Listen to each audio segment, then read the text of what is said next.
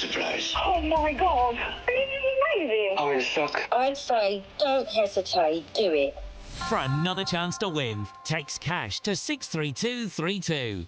One entry costs £2 plus one standard network rate message. Or text bonus to 63232. 5 entries cost £5 plus one standard network rate message. Go to gbnews.com/win. Entries start from just £2. You can call 0903 681 3232. Calls cost £2 plus your network access charge. Or post your name and number to GB10 PO Box 8690 Derby DE1 9TT. UK only. Entrants must be 18 or over. Lines close at 6 p.m. on the 31st of January. Please check the closing time if listening or watching on demand. Good luck. Sunday with Michael Portillo from 11, only on GB News. Restaurant St. Bart's executive head chef Johnny Crowe creates ramen with a British twist, using only the finest UK-sourced produce.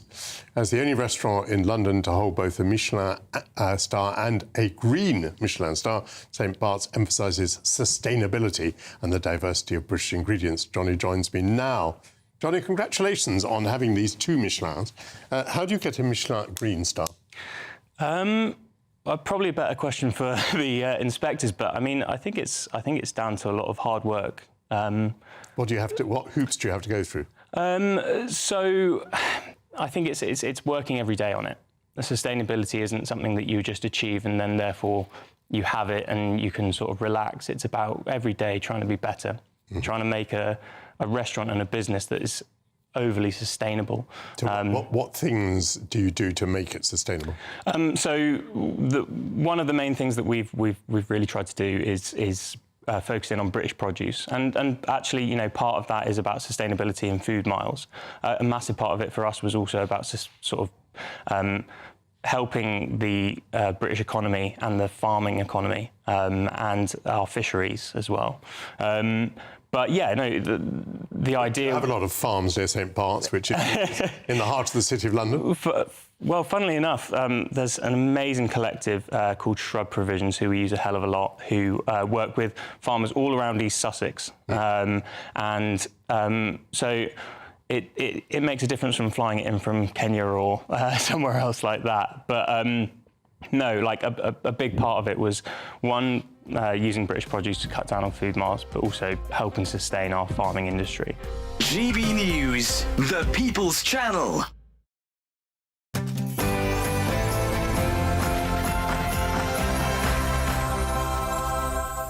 Hello, good afternoon. Welcome to GB News. We're live on TV, online and on digital radio. I'm Nana Akua. It's our last show before Christmas with me. So for the next few hours, me and my panel will be taking on some of the big topics hitting the headlines right now. This show is all about opinion. It's mine, it's theirs, and of course it's yours. We'll be debating, discussing, and at times we will disagree, but no one will be cancelled. So joining me for the next few hours, broadcaster and journalist Danny Kelly, and also broadcaster and columnist Lizzie Cundy, the terrible two together. So, coming up, is Rachel Reeves the Christmas Grinch? I've got a poll up on X, because after going after pensioners, farmers, businesses, she's now gone after charities, after it was revealed that her budget tax grab means 45 pence in every pound donated to charity will now effectively go to the government. My poll up on X will ask you that question: is Rachel Reeves the Christmas Grinch? Cast the vote now. And in the interview, I'll be speaking to a Waspi woman, Kim Rye, after it was revealed this week that the Labour government will not hand compensation to those affected. And she also has huge concerns over illegal migration. She lives on the Kent coast. Then, in my niggle, diversity and inclusion, the drive that the Chancellor has been urged to drop, could cost the city an estimated £1 billion. We'll discuss that. But also clickbait, this anti-Keir Starmer parody song, which has reached #1 in the download charts, but the BBC is refusing to play it. Let's do it here now. Have a listen. It'll be freezing this Christmas while Keir Starmer's warm. And just so you know, every penny for that song will go to charity, although I think 45 pence in the pound may well go to the Chancellor. But before we get started, let's get your latest news with Sophia Wensler.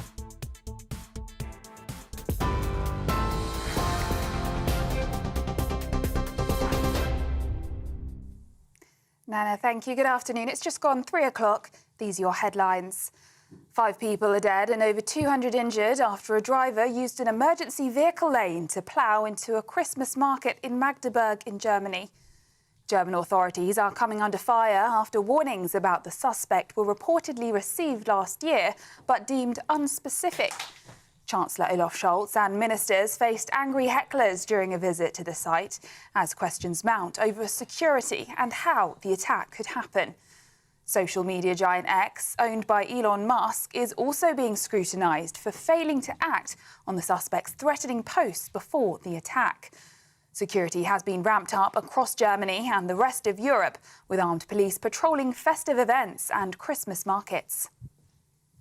Meanwhile, some breaking news. The 9-year-old boy killed in the attack on Friday evening has been named as André Gleisner.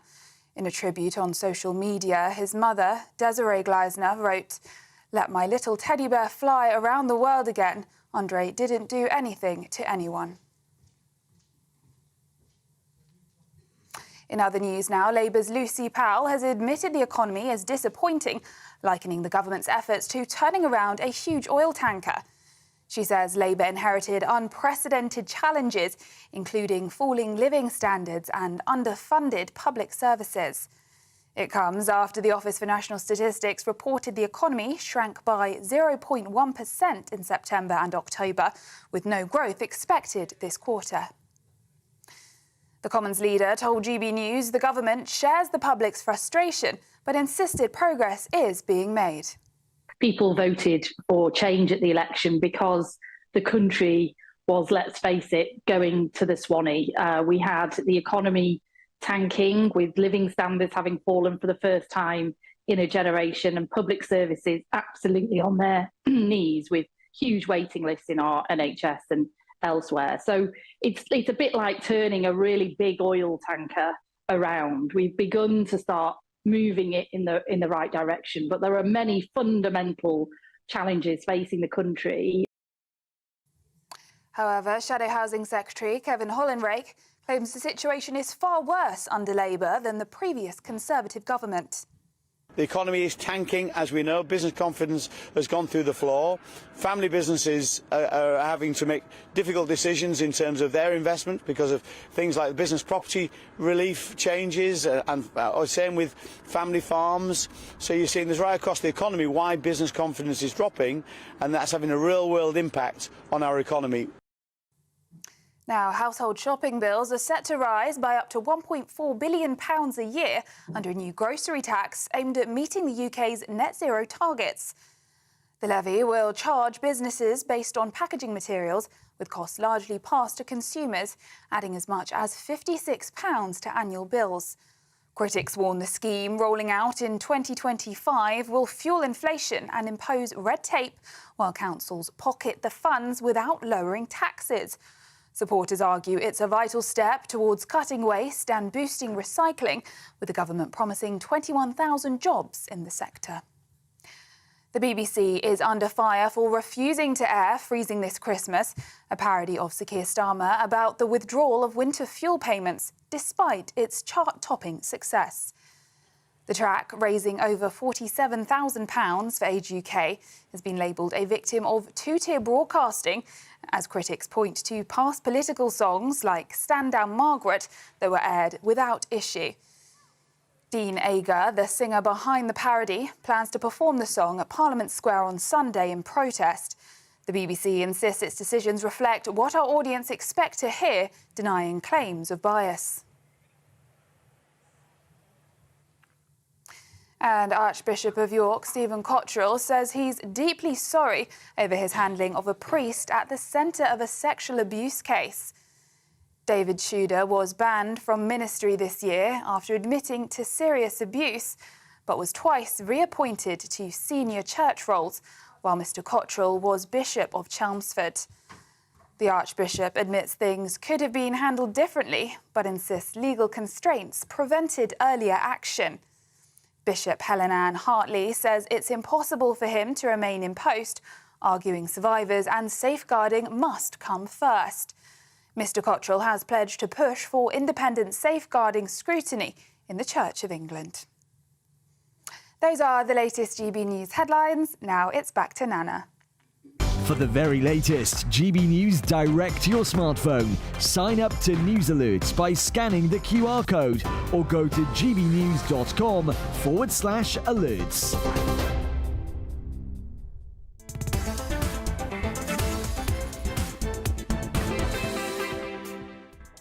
Good afternoon. Thank you, Sophia. It's just coming up to 8 minutes after 3 o'clock. This is GB News. We're live on TV, online, and on digital radio. It looks like I haven't got any clothes on. I have, actually. It's my Christmas outfit.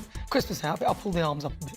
Right, so we've got loads coming up. Of course, overnight in Germany, hundreds of protesters took to the streets calling for mass deportations following the massacre which killed 5 people, including 1 child. And it comes as the Saudi Arabian government claim they repeatedly warned German authorities about the man suspected of driving a car into crowds. We will bring you the latest. Coming up then in the first Great British Debate this hour, I'm asking, should Lord Mandelson use Nigel Farage to win over Donald Trump?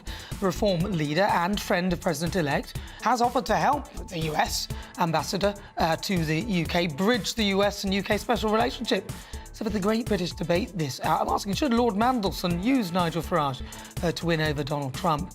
Then Worldview will cross live to Tel Aviv and have a chat with performer and mystifier Uri Geller, who believes that aliens gave Jesus his power to perform miracles because the same thing happened to him. We'll be speaking to him later to get the lowdown on that. And of course, he's got a Christmas message for us. All of that coming up. As ever, send me your thoughts. Post your comments. gbnews.com/your say.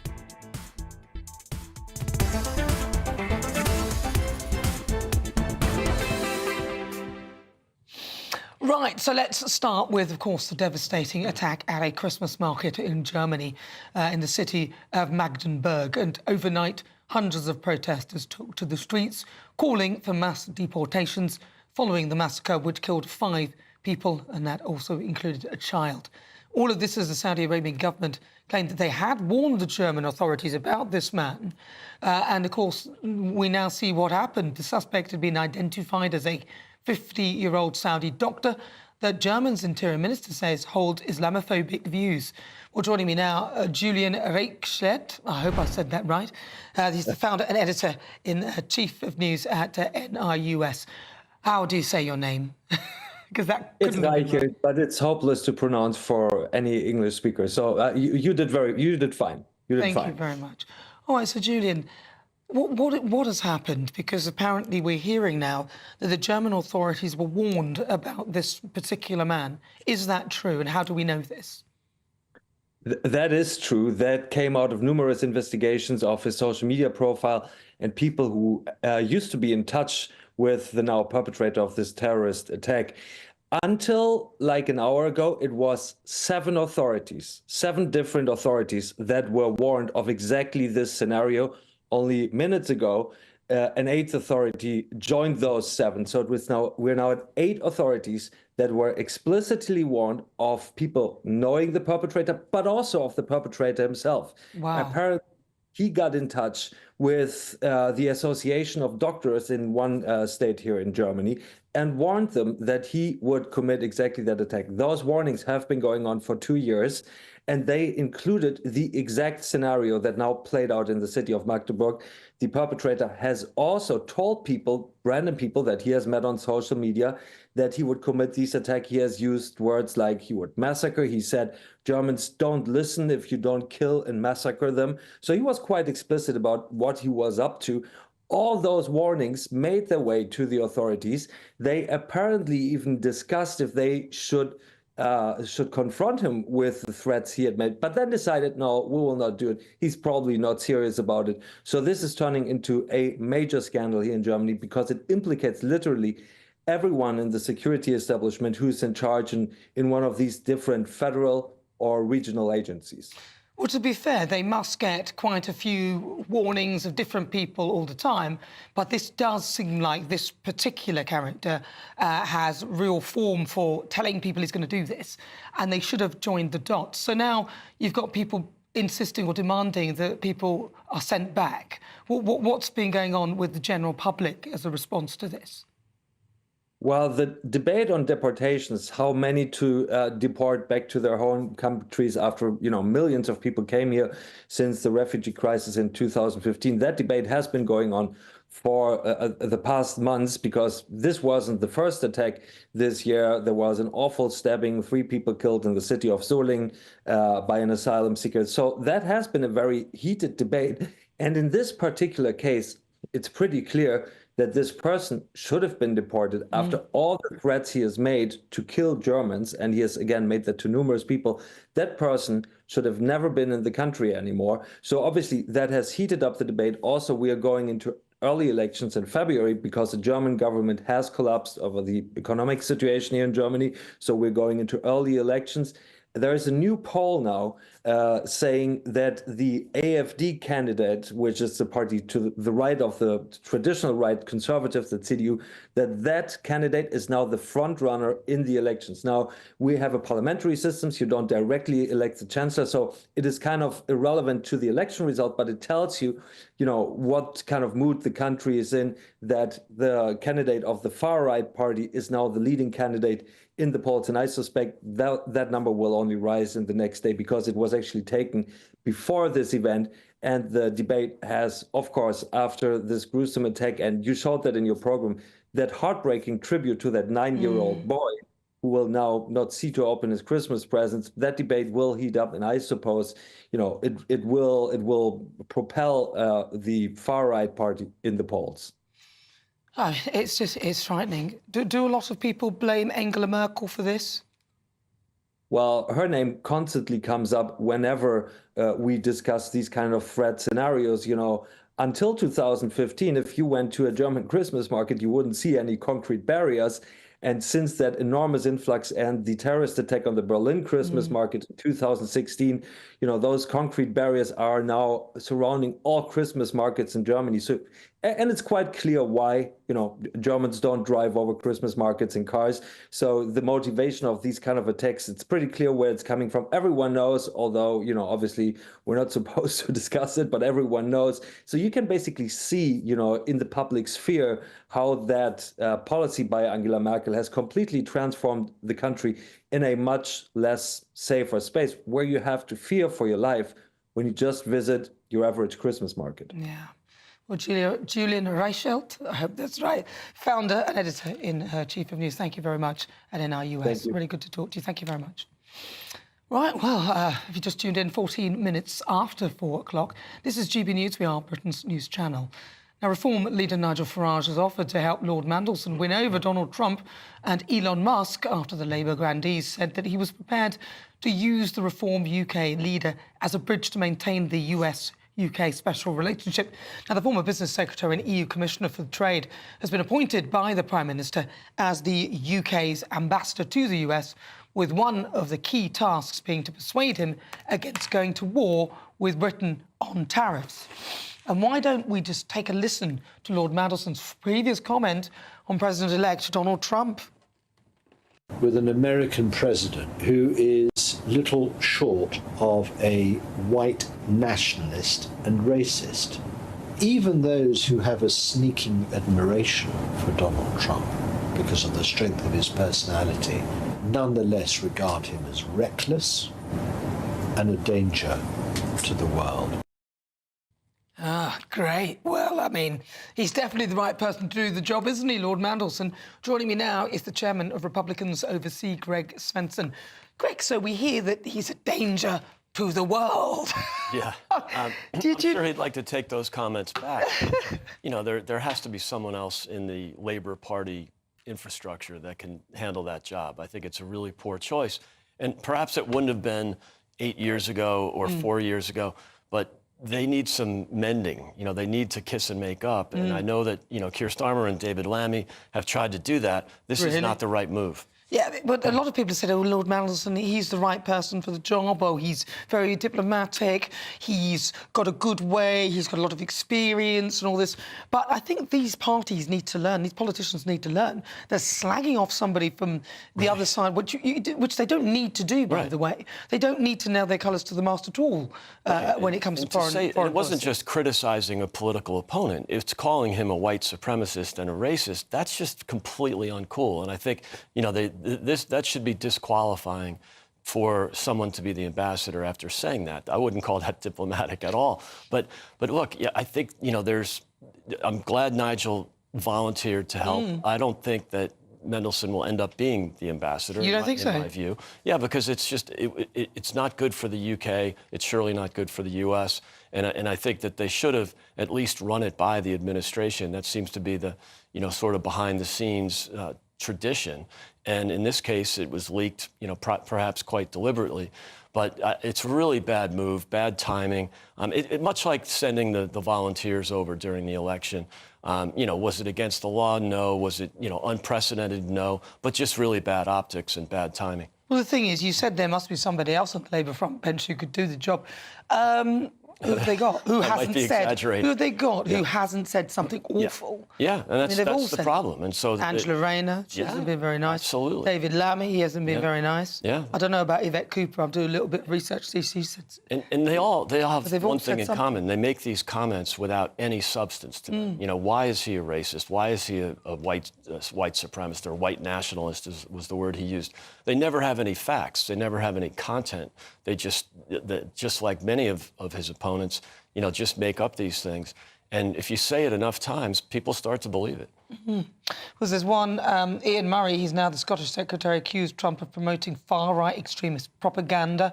Lisa Nandy, now Culture Secretary, once called him a human rights nightmare. Rachel Reeves, now Chancellor, condemned the policy as barbaric. Wes Streeting, now Health Secretary, described Trump as an odious, sad little man. I mean, it's just... He didn't have anybody else that could do it, really. Yeah, maybe they went through the whole list and came up, you know, empty-handed. And I think this is a problem for Labour, that's for sure. And they're just like the real radical leftists in the U.S. If you not only are you criticizing your opponent, but you're criticizing his voters. He just won the election with 50% of the popular vote. He's polling at 53, while Biden's polling in the mid-30s on a good day. And even Keir Starmer is not doing so well in terms of polling. So the best thing that they could do, is to reach out to the president with find someone who hasn't insulted him at some point. So it's really just bad optics. But some people would argue that Trump is quite forgiving because J.D. Vance had called him names as well, but then now he is his vice president. Right, yeah, he is forgiving. I mean, if you look at, you know, many of his critics in the past have come around. But again, that's not the role for a diplomat. And, you know, they could have stayed with, you know, someone that I'm sure they could find someone in the diplomatic corps who hasn't criticized them. It might not be a politician, because just about every Labour politician, as you pointed out, Nana, has said something nasty about him. But I'm sure in the professional ranks, in the diplomatic circles, you could find someone. I mean, maybe not. I mean, I've met a few former diplomats here in London that have nothing nice to say, and it's just funny that they don't listen to the voters. I just don't understand why they even had to bother with the criticism in that manner, because he's not running this country. Donald Trump has nothing to do with the UK, as it were, in terms of what we do.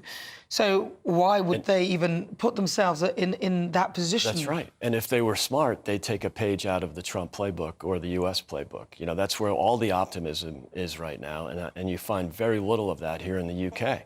And I think that, you know, the voters think otherwise. The voters, or at least according to the polls, want deregulation. They want less taxation. They want a robust economy.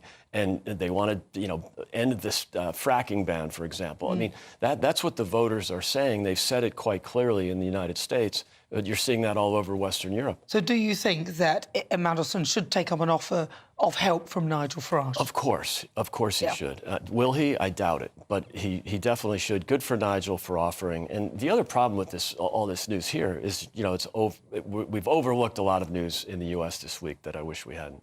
Oh, well, you know, we'll be catching up with some of that. Paul Dudgeon will be on later to get us through that. Thank you very much, Greg Svensson. Really good to talk to you. That is Greg Svensson. He is the chairman of Republicans Overseas. This is GB News. I'm Nana Akua. We're live on TV, online and on digital radio. Coming up, it's time for the Great British Debate. And I'm going to be asking, should Lord Mandelson use Nigel Farage to win over Donald Trump? This is GB News.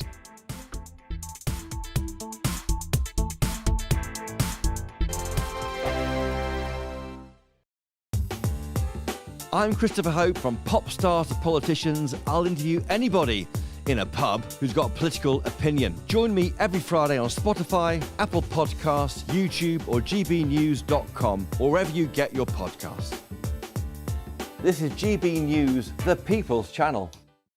If you want your news to be straight talking, this is the nightmare for the Conservatives again. Down to earth. It's not just Nottingham where this is happening, is it? And most importantly, honest. Hard-working, middle-class taxpayers, they'll get their book thrown at them. Then catch me, Martin Daubney, Monday to Friday, 3 till 6 p.m. on GB News, Britain's news channel.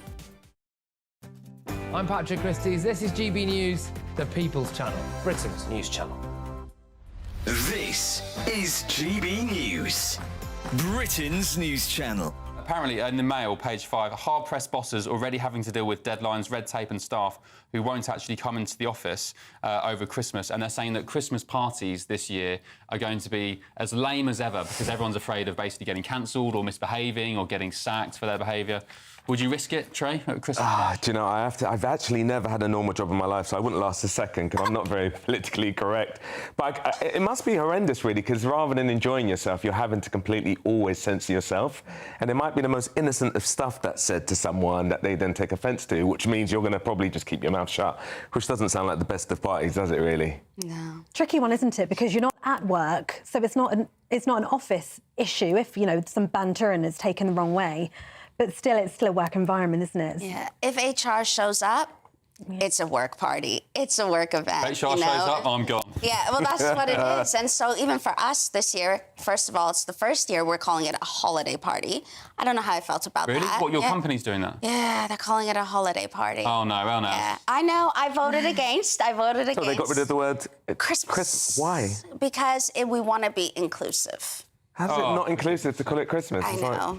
Trust me. Are you still going to go? I wouldn't bother going. I'd say no. I am going to go, but I'm going to go dressed as Mrs. Claus, and it's going to be Christmassy, and I'm going to make sure that Christmas enters the door with me. Yeah, you spread that Christian vibe. 100%. But outside of that, there is that element of HR showing up, and HR will be sober, and they've already prepped them to say, like, listen, this isn't your party. HR can have their party. This is your hangout. Yeah. Make sure everyone's being PC. GB News, the People's Channel. We're proud to be GB News, the People's Channel. And as you know, we always love to hear your views. Now, there's a new way of getting in touch with us at gbnews.com/yoursay. By commenting, you can be part of a live conversation and join our GB News community. You can even talk to me, Bev Turner, or any of the members of the GB News family.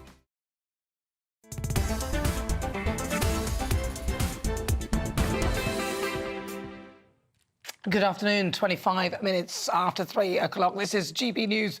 We are Britain's news channel. I'm Nana Akua. Welcome.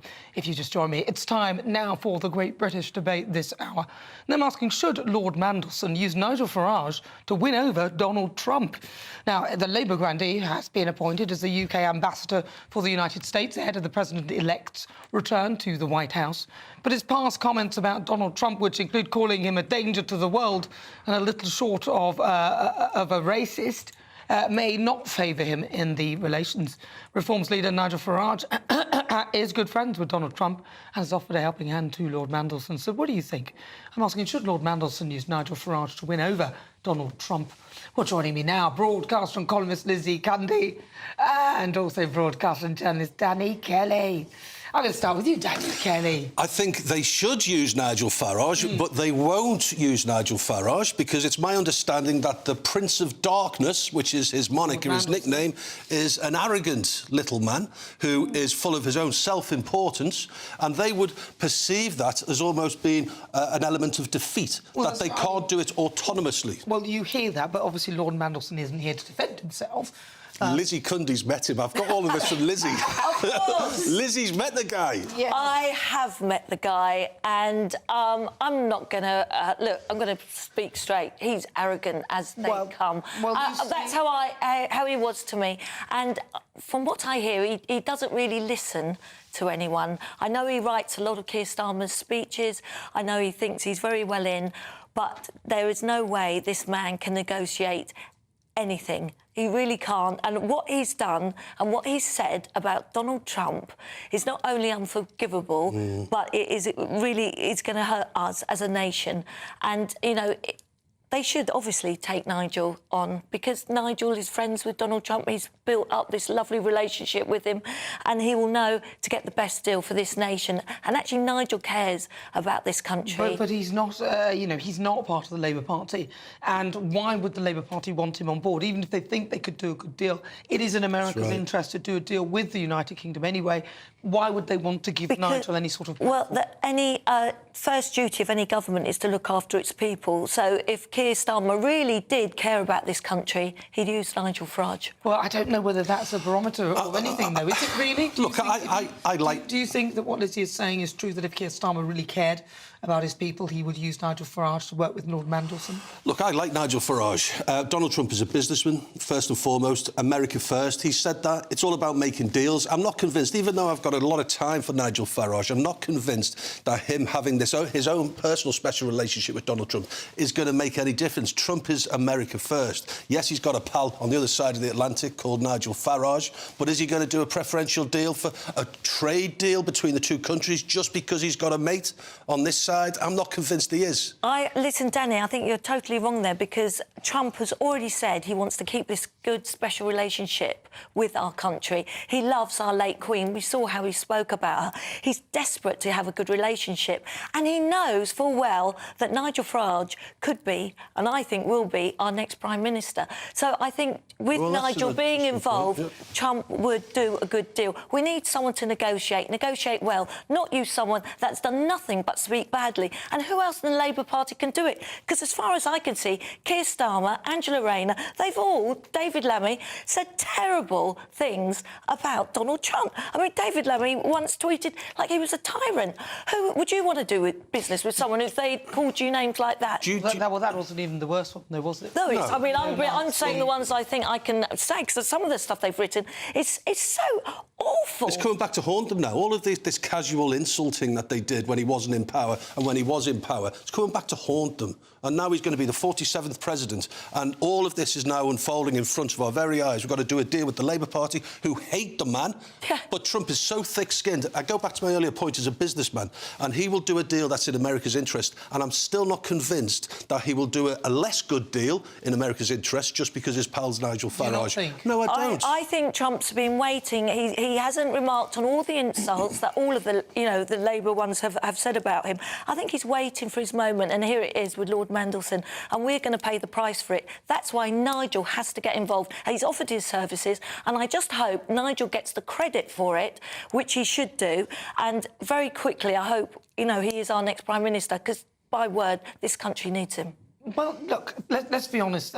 Donald Trump's a businessman, as Patty says. Donald Trump wants to do a good deal, so I don't know whether it will make a difference, but it doesn't help, and I hope that that's a lesson to a lot of the politicians, that if you are going to slag off people in other countries who lead those countries, then be careful, because you may need to deal with them. And I think that's a lesson for all of us, actually. But then saying that, is Trump, is he going to take it all personally? I've just said it's in America's interest. Everything he does is in America's interest. So I'm sort of contradicting myself a little bit, because he's being called a Nazi and a white nationalist and all of this sort of stuff. Is he going to punish Britain for that? Oh, but look at Biden. He wouldn't even come and visit us. He was in Ireland. He didn't even want to bother with us.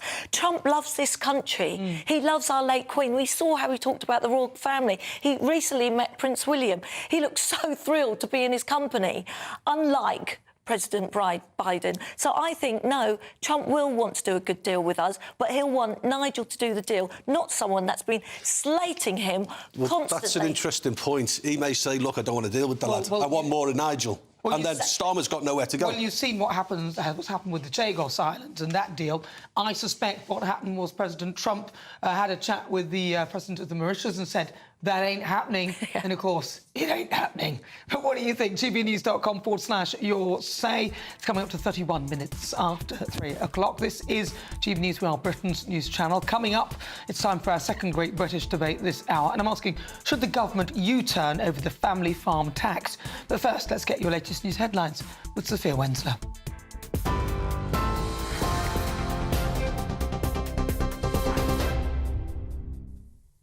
Nana, thank you. Your headlines at 3:32.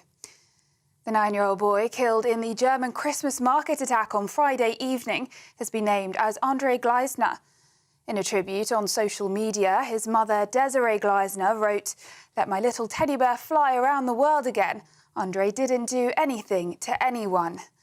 The attack left 5 people dead and over 200 injured after a driver used an emergency vehicle lane to plough into the Christmas market in Magdeburg. German authorities are coming under fire after warnings about the suspect were received last year but deemed unspecific. Chancellor Olaf Scholz and ministers faced angry hecklers during a visit to the site as questions mount over security and how the attack could happen.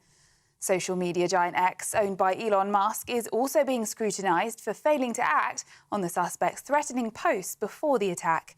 Security has been ramped up across Germany and the rest of Europe, with armed police patrolling festive events and Christmas markets.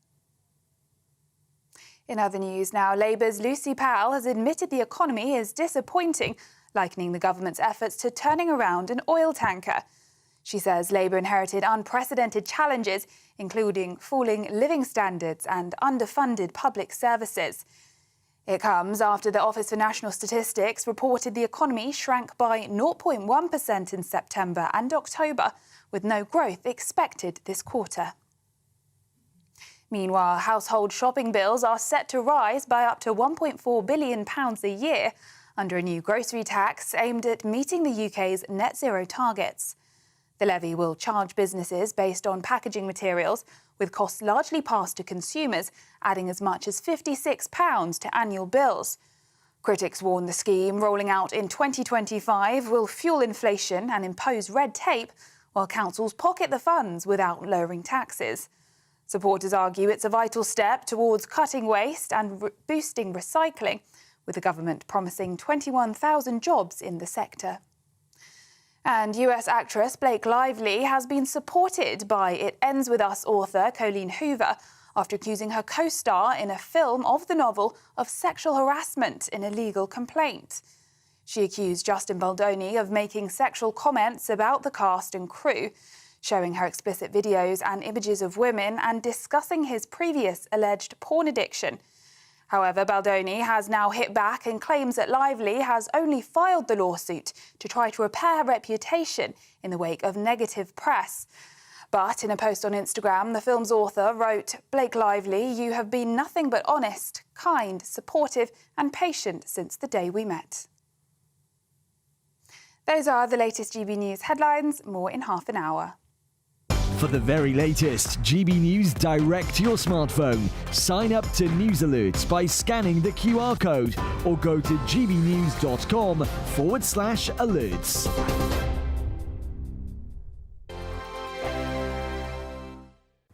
Hello, here's your latest weather update from the Met Office for GB News. We're seeing a lot of cold and windy weather across the UK today. In the run-up to and during the Christmas period, it will be turning much milder, but there will be quite a bit of cloud around as well.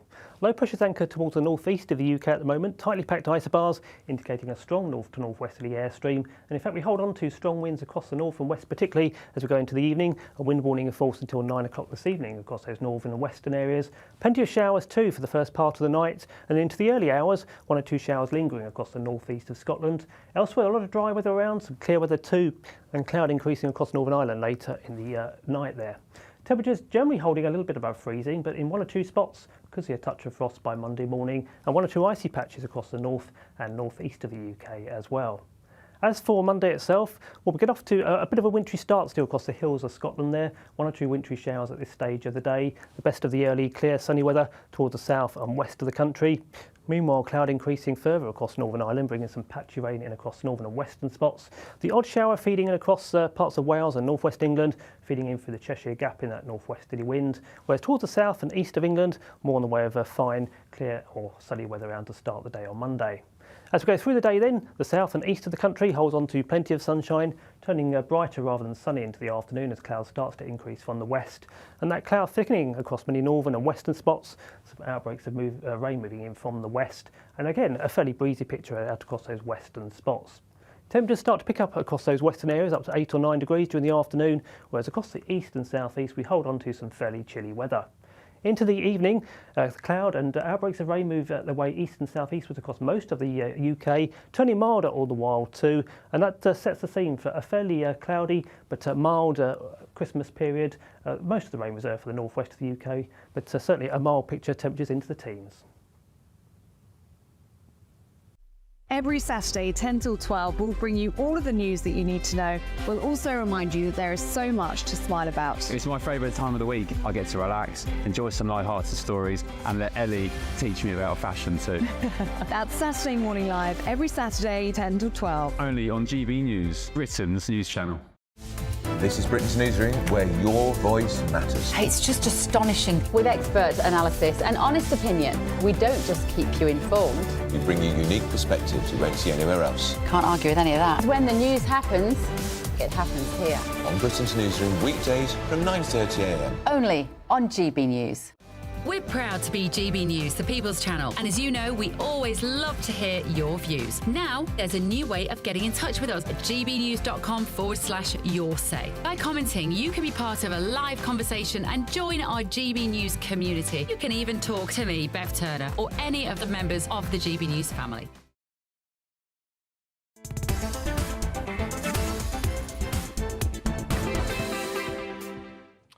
Hello, good afternoon and welcome. You're with me. I'm Nana Akua. We are live on TV, online and on digital radio. It's time now for our Great British Debate this hour. And I'm asking, should the government U-turn over the family farm tax? Now, councils across the country are in open revolt against it, with Labour MPs using growing pressure on the policy. And in the past few weeks, over 20 councils have passed motions calling on the Chancellor and the Environment Secretary to drop the measure, which they say is an assault on the countryside. So, for the Great British Debate this hour, I'm asking, should the government U-turn over the family farm tax? Well, joining me now, broadcaster and columnist Lizzie Cundy, and also broadcaster and journalist Danny Kelly. Lizzie Cundy, you first. 100%, and she never should have even thought about doing this in the first place, because if we have no farmers, we've got no food, there's no future. I live in a rural area. I actually sit with farmers and have a drink in my local pub. They are in bits. One farmer was literally crying with me, saying he's going to have to sell his family farm that's been given down from generation to generation. His own kids have taken a huge love of farming. He's not going to be able to do it. There's no choice. He has to sell the land. And it's cruel, Nana. Look, literally this government is biting the hand that feeds us. And it just doesn't make sense. I'm telling you now, Rach from accounts, you've not done your maths. This doesn't work out. It's not fair. And it's hurting this country. And she really needs to U-turn on this. Danny Kelly. Do you know, I was in agreement with Lizzie until I heard a contributor on GB News saying that a lot of people who are younger people whose mum and dads are on farms, that they don't necessarily want to go into farming. And I think that would be a happy balance, that if, for example, you've got children who are bequeathed a lot of land, but they're not going to use it for farming, then I think that a happy compromise would be for them to sell some land, because they're never going to use it, because they don't want to be farmers. Well, I think the I'm not sure that's really but if they're not going to be farmers... But I'm not sure that's really reflective. Perhaps there should be something where if you're not using the land for farming, then you have to sell it up. Exactly, but if you are, then you are a farmer. You're not one of those people that's putting money into land as a way of bypassing tax. If the children don't want to be farmers, what's going to happen to the land?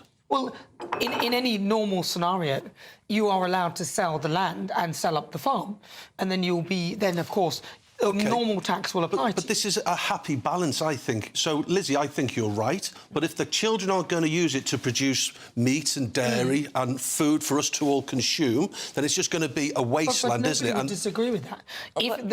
Well, Lizzie's shaking her head. She's disagreeing with I'm just saying, I'm saying there are thousands where Rachel Reeves has got it wrong. She's saying it's not going to affect them. It's affecting small family farms. Believe me, I live with them, and their families want to do it. I've not known of a farmer come up to me saying that, you know, their kids aren't interested. Maybe if not, Danny, sell the land or get other people to work on the farm.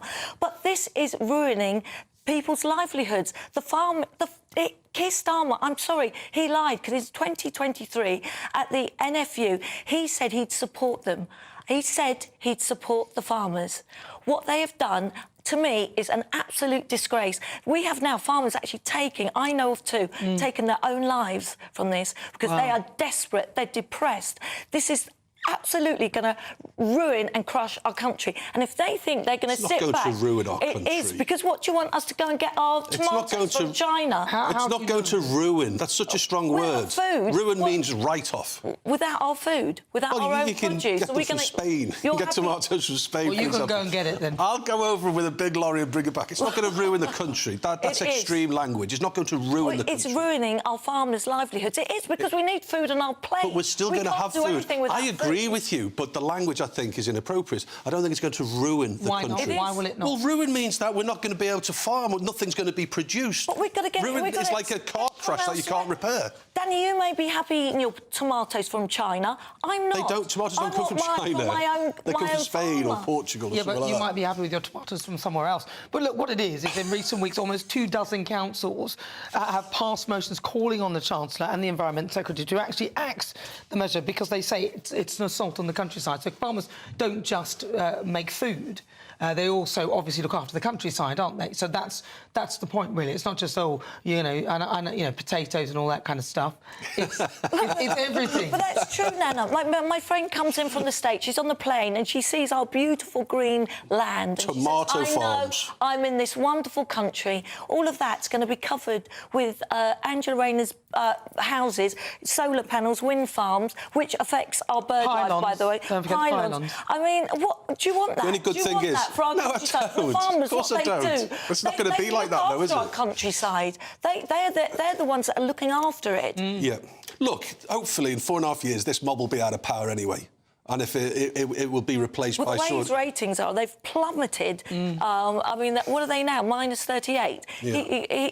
I mean, he even had a Christmas party at number 10 on Wednesday and actually said he can't believe how his ratings has gone down. So he's actually looking at himself in the mirror thinking, what am I doing wrong? I don't think he cares. No, he's not. Well, he brought that up. No, he's not, because, Lizzie, he also, in an interview only the other day, said that, would he change anything if he could go back in time? He said no. No. He's not changing anything. But listen, there have been 22 councils that have gone up in arms with this, and that includes 22 of those which also include newly elected Labour MPs who are up in arms against this. So it's not just people from the Conservative Party or people from the Reform UK. It is people from all across the board now. Councils up in arms against it. The general thrust of Lizzie's point, I agree with. My only caveat is that if it's not going to be used as a family farm, then they should sell it and they should pay inheritance tax. If it is going to continue to be used as a family farm, then they shouldn't. And I think that's a happy medium. Lots of kids don't want to be farmers. But many do. But the ones that do won't be affected. The ones that don't will be affected. Well, that would be changing the policy, and that would be a wise thing to change the policy if a farm is unproductive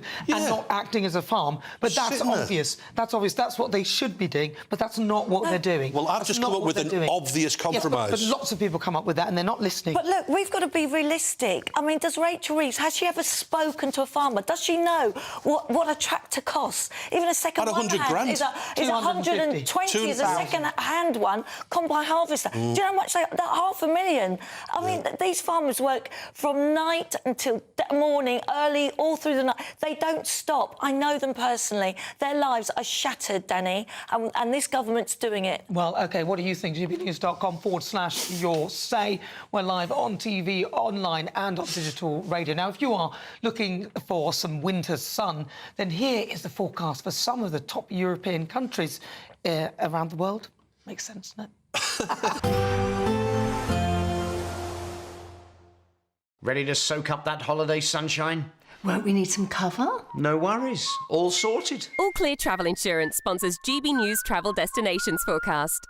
Hello there, welcome to your latest winter sun forecast. If you're travelling over the Christmas period, it's certainly going to remain unsettled for central parts of the Mediterranean. There's an area of low pressure brings some strong winds, some heavy rain and also some snow to the higher levels. Something a little bit quieter for parts of Iberia, plenty of sunshine to be had here, but then down towards the Canaries, still the risk of some showers, although it will improve here as we approach Christmas Day itself. Temperatures in Madeira reaching around 20 degrees on Christmas Day.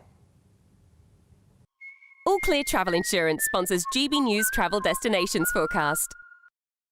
Oh, it's wonderful. Madeira, 20 degrees. But I think it's going to be about 12 degrees an average sort of temperature around here in the UK, so it's not too cold here either. But coming up, Worldview, we'll cross live to Tel Aviv to speak to mystifier and performer Uri Geller, who believes that aliens gave Jesus his power to perform miracles because the same thing happened to him. That's next. He's a Sunday with Michael Portillo from 11, only on GB News. Christmas canapé offers partygoers a small treat that staves off hunger and soaks up the fizz. Founder and host of Crazy Sexy Food, Hannah Harley-Young, joins me now with a toothsome selection. Lovely to see you, Hannah. You too. Origin of the word canapé? Yes, French. Sort of from the, of course, from sort of the 1800s. It means sofa. So it's sort of playing on the analogy of someone sitting or lying on a sofa. It is about the garnish, traditionally sitting on a piece of stale bread or pastry. Obviously, it's evolved over the years. I don't have any stale bread for you, don't worry. But the idea is that it's something sort of garnish, something exciting sitting on a vehicle that you can put in your mouth in 1 or 2 bites. It's obviously post-war. What is it? Is it 60s or 70s? How long have we been eating these things? I would say around about then. And I think what's interesting, I mean, I always look towards even the 80s, a little bit sort of later on, where it's, where you sort of have that, sort of the classic vol au vent, which was, you know, a little bit dry, a little bit tasteless. And I think that's why I've brought a real selection for you to show you how far we've come. Another traditional one, obviously, being your pigs in blankets. I'm going to hold off for a second before I choke. Another thing that I have to say about canapés, there are a few little tips that I must give people super quickly. Make sure they're small. 1 or 2 bites. When you're at a party, you're standing, you've got a glass in one hand, then you need to hold it. There. OK, I would have preferred a glass of wine, but, you know, I can't stand these canapés where I have to put the glass down in order to eat the food. I want to do it all at once. I couldn't agree more. You should never eat more than you can lift. Exactly. GB News, the People's Channel. If you want your news to be straight talking, this is the nightmare for the Conservatives again. Down to earth. It's not just Nottingham where this is happening, is it? And most importantly, honest. Hard-working, middle-class taxpayers, they'll get the book thrown at them. Then catch me, Martin Daubney, Monday to Friday, 3 till 6 p.m. on GB News, Britain's news channel. This is Britain's Newsroom, where your voice matters. It's just astonishing. With expert analysis and honest opinion, we don't just keep you informed. We bring you unique perspectives you won't see anywhere else. Can't argue with any of that. When the news happens, it happens here. On Britain's Newsroom, weekdays from 9:30 a.m. Only on GB News. In the GB Newsroom, we bring you the news as it happens. With our team of dedicated journalists across the UK. We're ready to keep you up to date with what's happening every half an hour, every single day. Bulletins here on GB News. The People's Channel. Britain's news channel.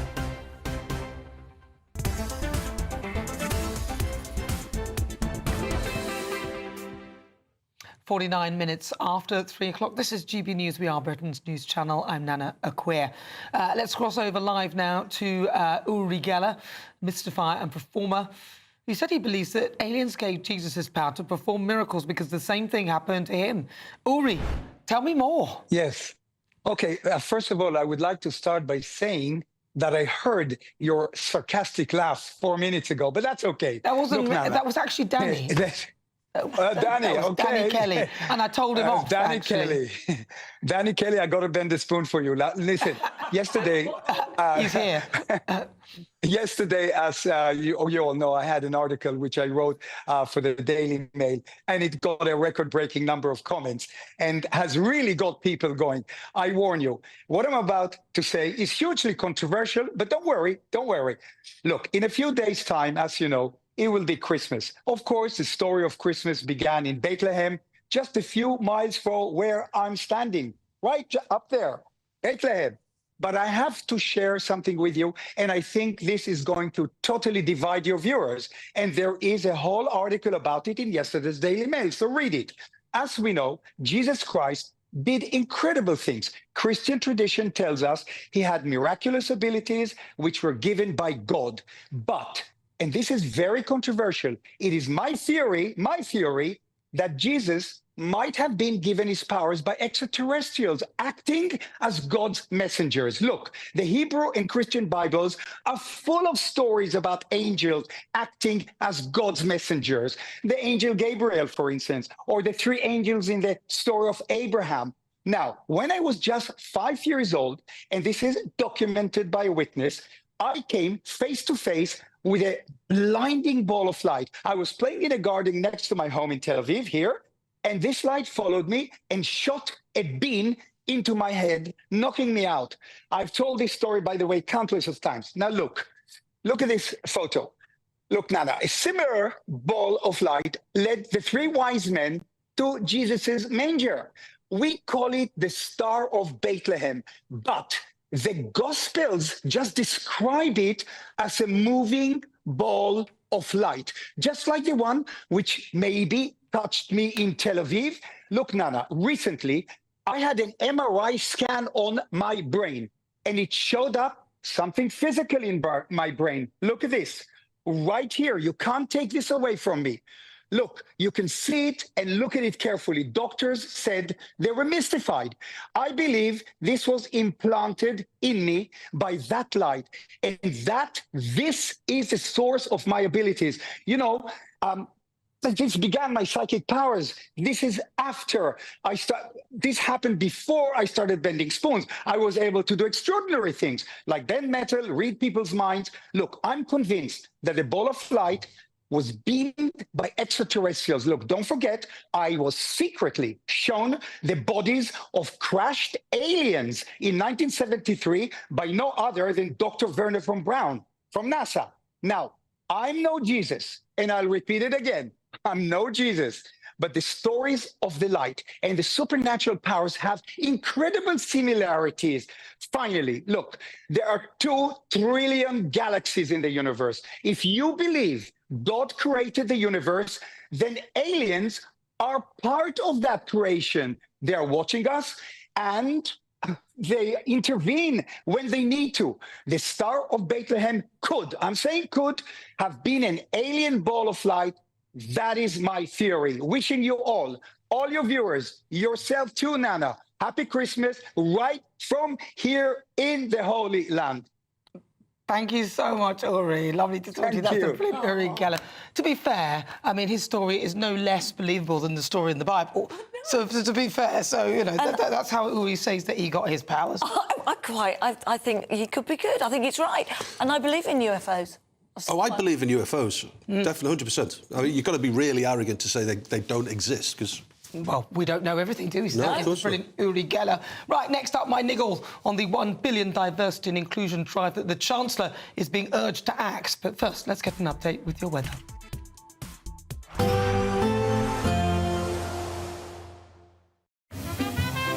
Heavy showers first thing will be followed by a warm, cosy day.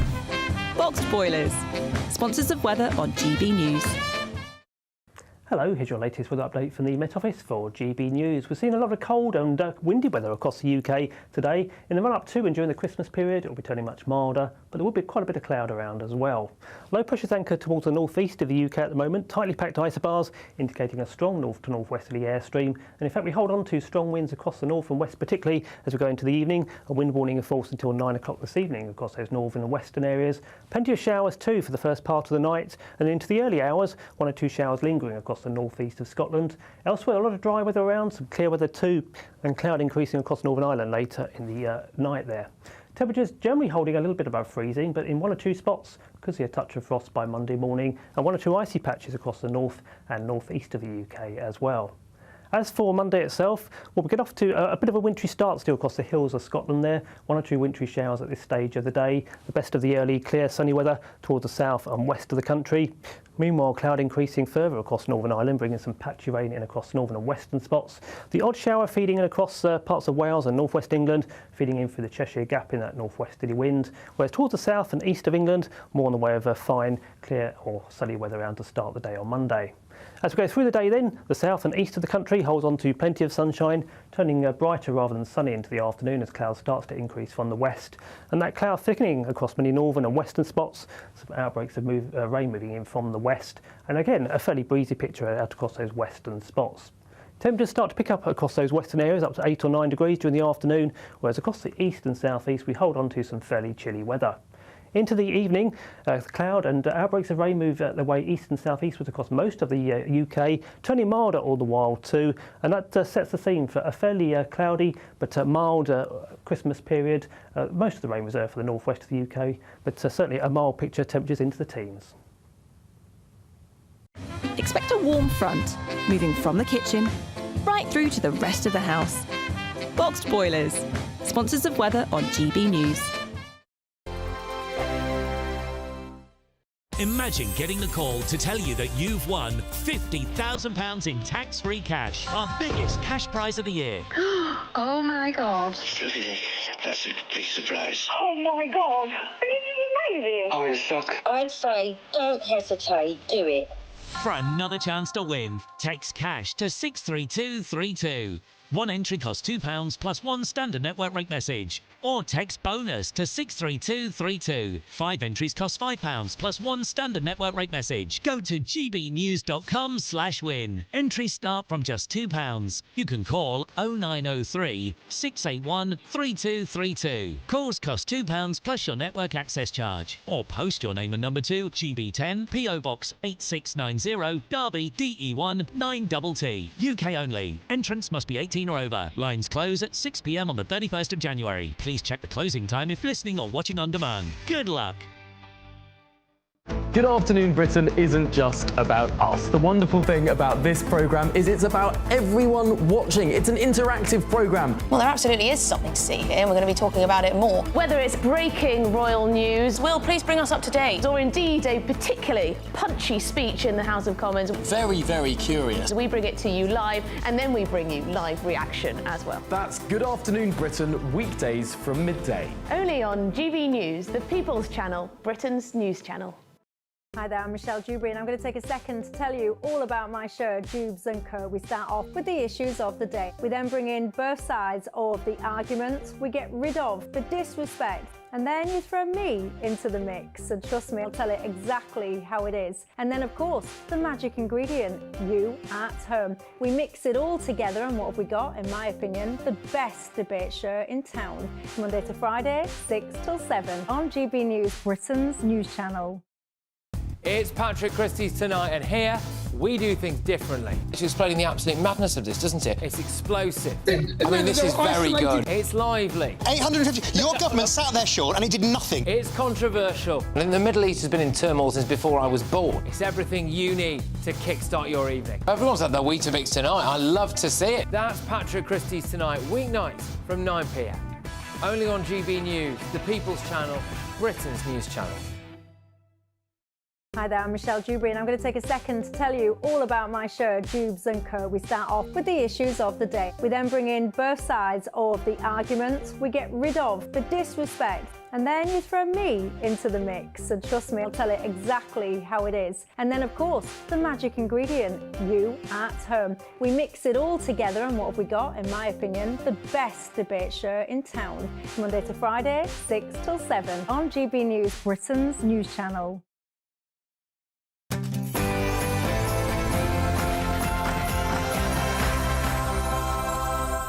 Hello, good afternoon, and welcome to GB News. We're live on TV, online, and on digital radio. I'm Nana Akua.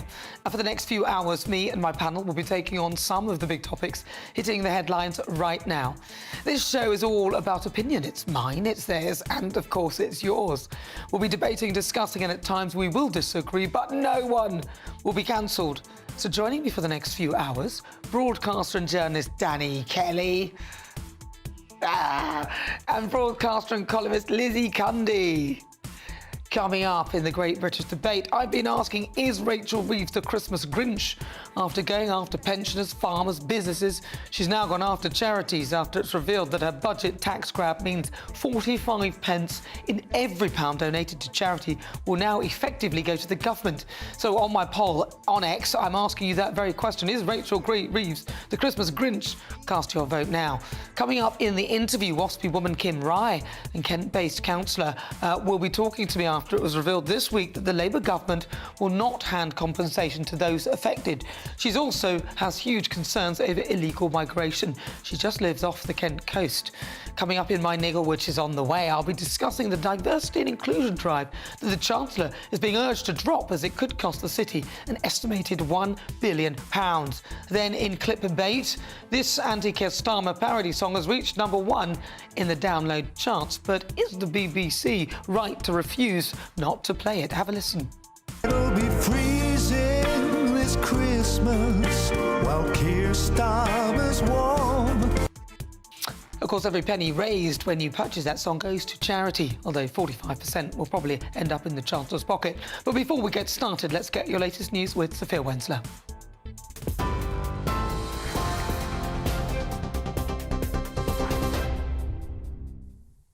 Nana, thank you. Your headlines at 4 o'clock. The 9-year-old boy killed in the German Christmas market attack on Friday evening has been named as Andre Gleisner. In a tribute on social media, his mother, Desiree Gleisner, wrote, "Let my little teddy bear fly around the world again. Andre didn't do anything to anyone." The attack left 5 people dead and over 200 injured after a driver used an emergency vehicle lane to plough into a Christmas market in Magdeburg. German authorities are coming under fire after warnings about the suspect were reportedly received last year but deemed unspecific. Chancellor Olaf Scholz and ministers faced angry hecklers during a visit to the site as questions mount over security and how the attack could happen.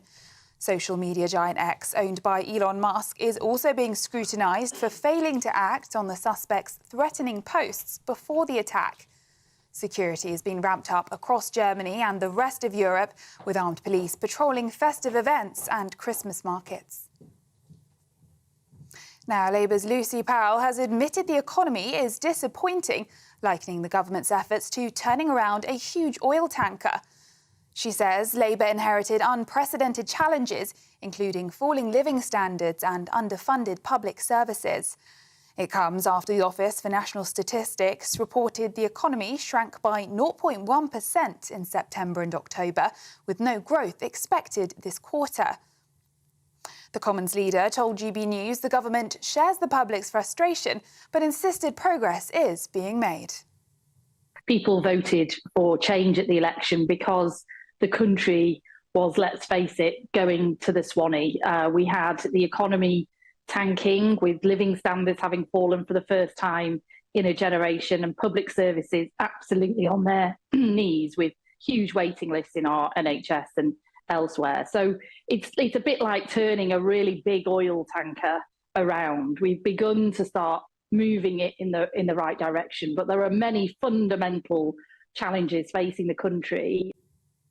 However, Shadow Housing Secretary Kevin Hollinrake claims the situation is far worse under Labour than the previous Conservative government. The economy is tanking, as we know. Business confidence has gone through the floor. Family businesses are having to make difficult decisions in terms of their investment because of things like business property relief changes and same with family farms. So you're seeing this right across the economy why business confidence is dropping, and that's having a real-world impact on our economy. In other news, Archbishop of York Stephen Cottrell says he's deeply sorry over his handling of a priest at the centre of a sexual abuse scandal. David Tudor was banned from ministry this year after admitting to serious abuse, but was twice reappointed to senior church roles while Mr Cottrell was Bishop of Chelmsford. The Archbishop admits things could have been handled differently, but insists legal constraints prevented earlier action. Bishop Helen Ann Hartley says it's impossible for him to remain in post, arguing survivors and safeguarding must come first. Mr Cottrell has pledged to push for independent safeguarding scrutiny in the Church of England. Now, US actress Blake Lively has been supported by It Ends With Us author Colleen Hoover after accusing her co-star of sexual harassment. She accused Justin Baldoni of making sexual comments about the cast and crew, showing her explicit videos and images of women and discussing his previous alleged porn addiction. However, Baldoni has now hit back and claims that Lively has only filed the lawsuit to try to repair her reputation in the wake of negative press. But in a post on Instagram, the film's author wrote, "Blake Lively, you have been nothing but honest, kind, supportive and patient since the day we met." And the pre-Christmas getaway grind isn't letting up. The AA predicts 21.3 million drivers will hit the road today, capping off a weekend of record-breaking traffic.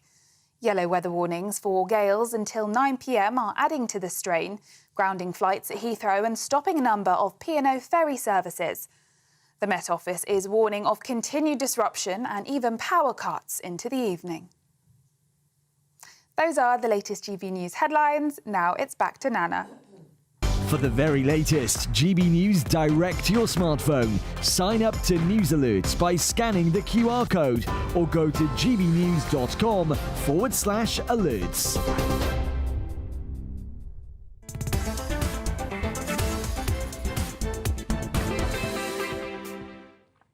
Thank you, Sophia. Good afternoon. It's fast approaching 7 minutes after 4 o'clock. This is GB News. We are Britain's news channel. I'm Nana Akua. The Tory party are making themselves useful at last and writing to Rachel Reeves. They're objecting to regulations that would force businesses to collect data on, you guessed it, diversity and inclusion, which will apparently cost the city up to £1 billion. Oh, God, make it stop. The Tories have got a nerve, though. They let this baloney run wild whilst they were in office. Unforgivable. But here we have it. Rachel seems to be prepared to continue with their legacy and effectively make it worse. Another bad decision from Rachel, although very much in keeping with her style.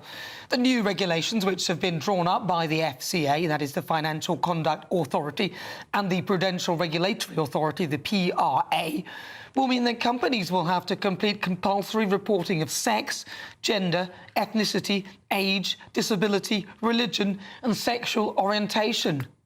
Why? What have they got to do with the price of fish? Can the person do the job or not? That's what the bosses want to know, not whether you're straight, gay or something else. Who cares? In a world where we all want to be treated as equal, why should these things matter or even be relevant? In any case, most firms collect a lot of this information anyway, but why do you need to know what someone's sexual orientation is? And what makes Rachel think people will willingly give this information in the first instance? Complete overreach under the guise of diversity and inclusion. It's just not relevant and is segregating. And when you're segregating, you divide people further. It's just absurd. Andrew Griffith MP, Shadow Business and Trade Secretary, Mark Garnier MP, Shadow Economic Secretary to the Treasury, and Claire Coutinho MP, Shadow Women and Equalities Minister, have written to the Chancellor urging her to stop these regulations from coming into force. And in a letter, they stated that the proposed regulations would threaten British competitiveness, erode meritocracy in Britain, in British financial services, and embed scientifically unsound and contested ideological principles into regulations. They also pointed out that it would come at significant cost to the city, and to put all of this in place, it could cost about £1 billion. Now, a Treasury spokesperson said, economic reform is needed if we want to unlock the full growth potential of the British economy.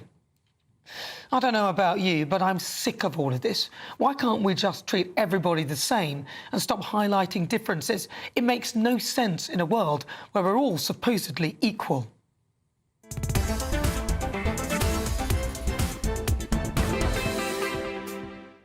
But before we get stuck into the debate, here's what else is coming up today. For the Great British Debate this hour, I'm asking, is Rachel Reeves the Christmas Grinch? After going after pensioners, farmers, businesses, she's now going after charities after it was revealed that her budget tax grab means that 45 pence in every pound donated to charity will effectively go to the government. So I've got a poll up on X asking you whether you think Rachel Reeves is a Christmas Grinch. Cast that vote now. Coming up, Worldview will cross live to Los Angeles and speak to the host of the Politics People podcast, Paul Dudridge, as an explosive new report discusses whether Joe Biden was ever really president. All of that coming up. After 5, we'll also be debating a net zero grocery tax on packaging set to push up bills by £1.4 billion a year, designed to meet the government's, yes, you guess it, net zero targets, as it's been claimed that it will add up to £56 to household costs annually. Is this really needed? Yet more net zero madness.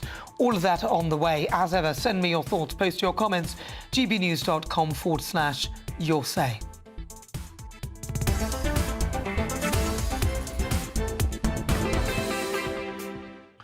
So let's get the thoughts of James Matthewson. He's a former Labour spokesperson. James Matthewson, welcome. So what do you think, James? You heard what I think. What are your thoughts on it? Yes, I certainly heard what you think, Nana. I couldn't avoid it. It's loud and clear, isn't it? And there'll be people who agree with you. Look, there will be, of course there is this vast political difference in our country, in our system at the moment. However, this is the party of opposition to the Conservative Party, the Labour Party, who, whether you like it or not, whatever the reason you think it happened, they were elected at the last general election, so now they are bringing in their values into government, and those values are rightfully the antithesis of conservatism and anybody to the right of politics, but they're trying to do it in a balanced way, to a point where people on the hard left aren't happy with them, people on the hard right aren't happy with them. That's probably the kind of ideal place for them to be at the moment. But why does an employer need to know what your sexual orientation is? You know, it's not about needing to know. It's about. But why is it relevant then? Because I probably wouldn't tell someone. Why do they need to know? What's that got to do with whether I can add up, take away, or do the job, present a show, anything? It's not about whether you can do the job. It's about that data protection. Well, it is actually. So that people can ensure. It's so that people can ensure that those jobs are not being withheld from people because of those identifiers, which but you don't need a regular thing that happens. Okay, so nobody knows my sexual orientation. You can't tell by looking. You can't tell by anything. So why would that be relevant for me to put on a form to let my employer know, so that you're employing people who have a similar sexual orientation to me, when I probably wouldn't tell you, and I don't see, you can't see it. So what's the point? If you withhold that information, that's absolutely fine. It's your right to do so. But if you are open about your identity and your sexual orientation, talk about it, and are in a relationship with somebody, makes it unavoidable, then of course it's going to be known by people. If it's known by people who are prejudiced against those identities will use it against you. And well, if people don't know my sexuality, then they can't be prejudiced against it because they don't know. I'm just saying the point of this. Listen, the point that you must admit that is irrelevant. Why do I need to make sure I've got 10 gay people, 10 straight people, 10 bisexuals, 10? Why don't you just want people who can do the job? It's not about that at all. It's about saying, if a company routinely doesn't employ gay people, why? When so many gay people have applied for X position and so many gay people have been turned down, why? It's about collecting that kind of data. But maybe they've not got the job because they're not very good at it. Like the people who've gone in who may be gay. It doesn't make any sense. I mean, what do you think at home? gbnews.com/your say. Do you need to know someone's sexual orientation to do a job? Is it relevant for somebody to be asked that question on a form so that we can all be diverse and inclusive? I mean, OK, I get it that you may think, oh, well, we need more black people or more this, but I think it leads to the very thing that they're trying to prevent, which is you end up with people getting annoyed that you've just employed them because they're black. And I, myself, am on the receiving end of a lot of that. Well, many years ago, well, not now, but at the beginning when I started at GB News, people would just say to me, oh, well, you've got the job because you're black and they need a black person. No, I've got the job because I'm good. Right? Right, well, we'll see if we can get James Mathewson back, but right now, let's move on. Rachel Reeves has been dubbed the Christmas Grinch after an analysis by the Mail revealed that her budget tax grab means that 45 pence of every pound donated to the charity will go to the government. In the meantime, ministers are accused of quietly pushing a green levy on businesses for packaging waste, set to raise household bills by up to £1.4 billion a year. Now, this grocery tax could add £56 to annual shopping bills as businesses passed the charge onto consumers. Well, joining me now is Head of Campaigns at the Taxpayers Alliance, Elliot Keck. Right, Elliot, talk to me. 45 pence of a pound that you put into charity may go to the government. How is that?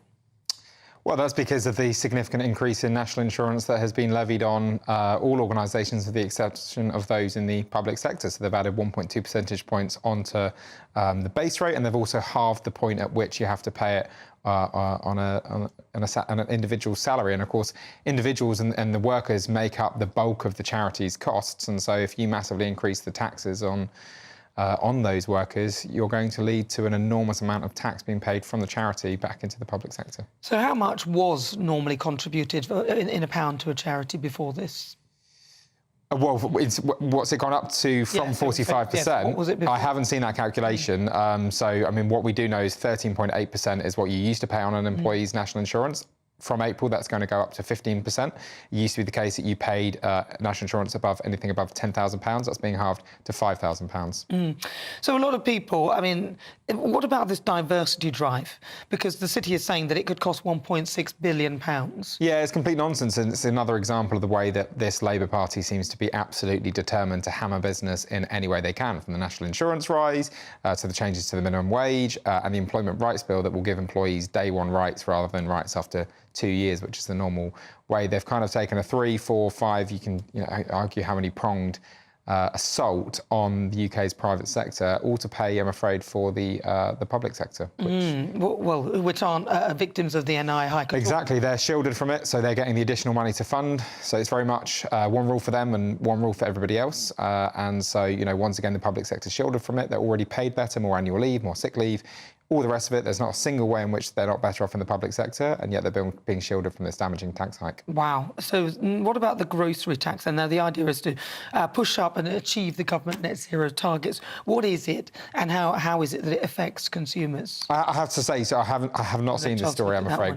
No. Because the £1.4 billion grocery tax, and basically ministers have been accused of quietly passing legislation which will add as much as £56 to household costs annually, which is shocking.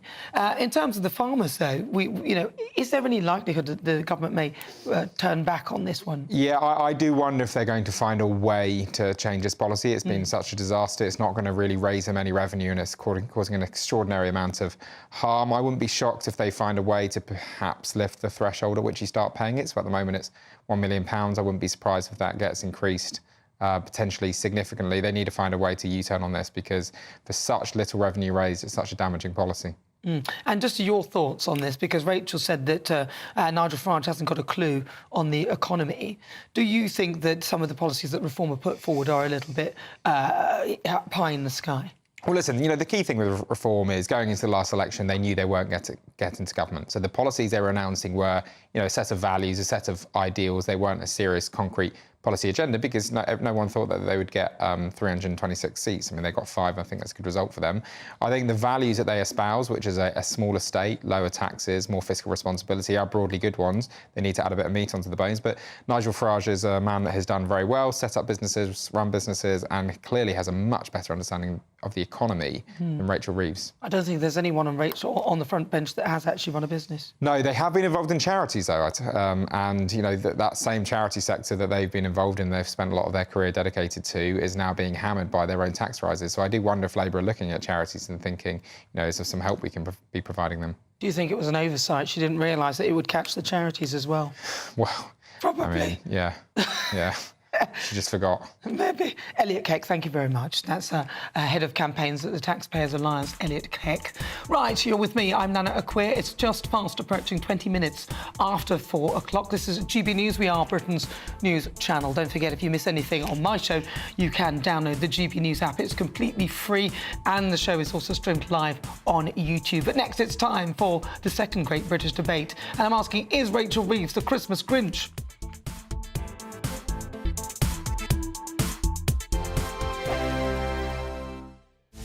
This is Britain's Newsroom, where your voice matters. It's just astonishing. With expert analysis and honest opinion, we don't just keep you informed. We bring you unique perspectives you won't see anywhere else. Can't argue with any of that. When the news happens, it happens here.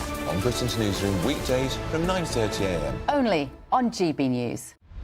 Britain's Newsroom, weekday mornings from 9:30.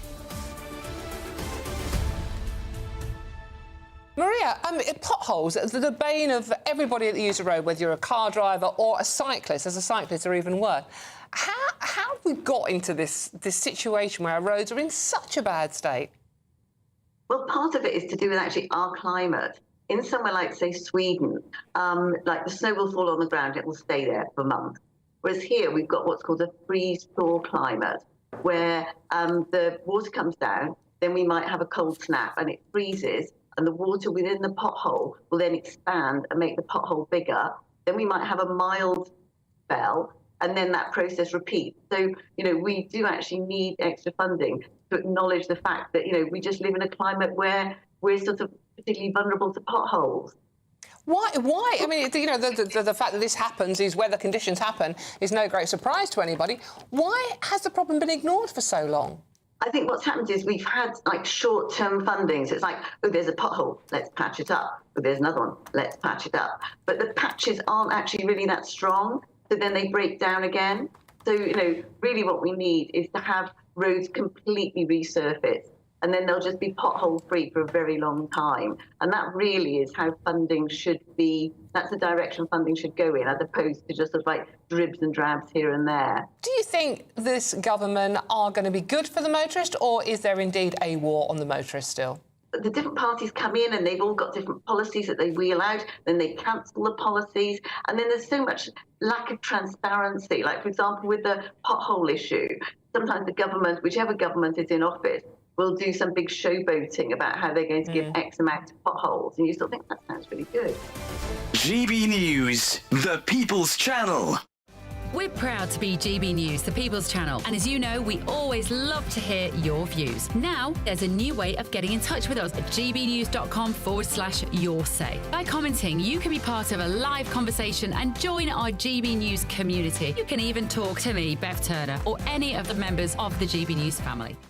If you want your news to be straight talking, this is the nightmare for the Conservatives again. Down to earth. It's not just Nottingham where this is happening, is it? And most importantly, honest. Hard-working, middle-class taxpayers, they'll get their book thrown at them. Then catch me, Martin Daubney, Monday to Friday, 3 till 6 p.m. on GB News, Britain's news channel.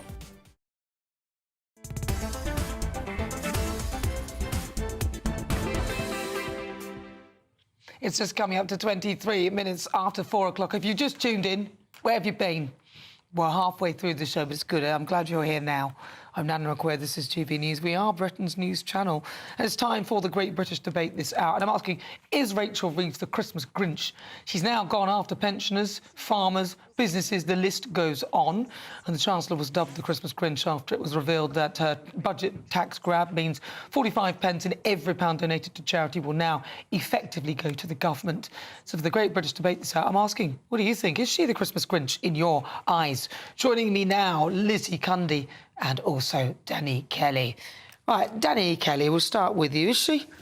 Do you know, it's amazing that nearly half of your charitable donation does not go to the people or the animals or whoever you decide to pledge your money to. So if you give £10 to a charity, typically, with their businesses, some of these charity bosses earn over 6 figures. You know, people need to get paid. I understand all of that.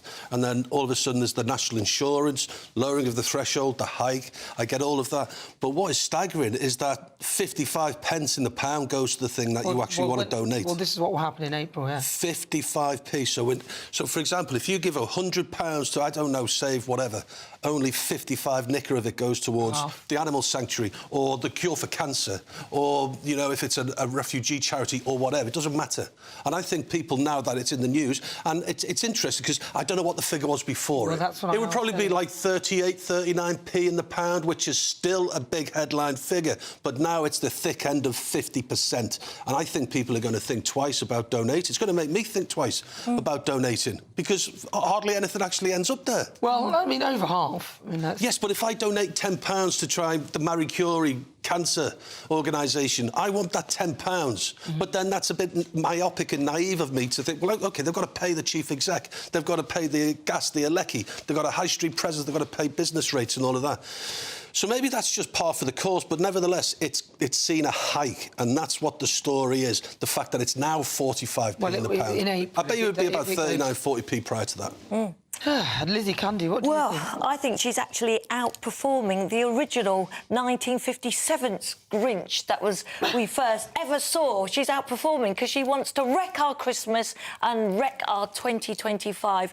This woman, what she does these reckless taxations that are sneaky. They're behind the door, and now she's doing it to our charities. Because what's going to happen now? People, look, we're all in the, it's really tough living at the minute. The high cost of living. People aren't going to donate like they did before. They're going to think twice and think, hold on a minute, you're taking that amount, 45p in every pound is going towards HMRC. I mean... So much money, isn't it? They're not going to want to donate. And charities are on their knees. From the pandemic, I work a lot with charities and hospices. They are on their knees. And now these national insurance changes has affected them so much. It's unbelievable. And she has not thought this out. Yet again, she's done it again. Her track record, I'm sorry, it stinks. The pensioners, the farmers, what she's doing to small businesses, what she has done now to the charities. I'm sorry, this woman, in my eyes, needs to go. Do you know, it's really interesting. So if 45p of the pound goes to the Treasury, that leaves 55p of the pound. Out of that 55p in the pound pledge from somebody like me or yourselves, they still have to pay. They still have to find the money to pay for the Alecki, the heating. How much of that pound donation actually goes to trying to find a cure for cancer, or the cat's home? That's the problem. It's probably pennies. 35% of the public donations, so that's what we were at now. So I think that must be 35p in the pound would have gone to the Chancellor beforehand. So I was about right. I think you're right about that. I mean, I think that's the correct figure, but don't quote me if I've got it wrong. But I'm reading now. But out of that remaining 55%, that doesn't go to the Treasury. They still have to pay the chief exec. They have to pay for the gas, the Alecki. They have to pay for the staff. So out of a £100 donation, are we talking like 15 quid going to try and find a cure for cancer? 18 quid trying to save a cat? People that run charities, I've got a very good friend who runs a charity for sick, disabled children. They were in bits. They are in bits, saying no one's going to donate, no one's going to want to help us because they won't think the money is actually going for those that need it. That is so disgusting. And I'm telling you now, Rachel from accounts, she's out of her depth. She hasn't thought about it long term. She hasn't thought about the consequences because this is hurting people that really need the help because people aren't going to want to donate. Well, look, I think that this is not a great policy, and it's because they have been caught in the NI hike, which is why this is happening. I think perhaps the government could have had an exemption for charities. I think it makes sense that would be the case. I don't get why this would be a thing that she wouldn't look into, and I think she needs to really have a rethink about. She's got to U-turn on that because I think, Nana, you're totally right. She hasn't thought about that. She should have thought about the charities, the hospices, what that's going to do to them. It is absolutely disgusting. Look, the betrayal, as I said, of the pensioners, the farmers, and now the Waspi women.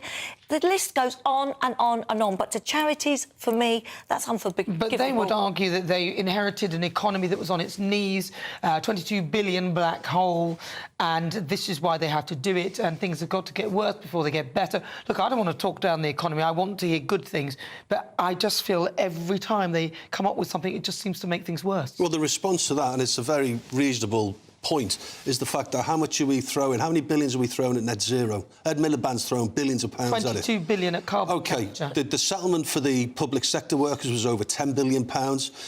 And that's cost the pensioners the 300 nicker winter fuel allowance. What they could have done is say, look, public sector, we're not going to give you 10 billion, because if we give you 10 billion, we're going to cut 1.4 billion out of the winter fuel allowance, so we're going to give you 8.6 billion. So would you make a concession If you make a concession at 8.6 billion, that means that pensioners can still heat their homes with the 300 What about what they all said about the Waspi women as well? I mean, yesterday we played many of the clips from Yvette Cooper, Angela Rayner, Keir Starmer, all saying, oh, we will support the Waspi women, it's totally wrong and this and that.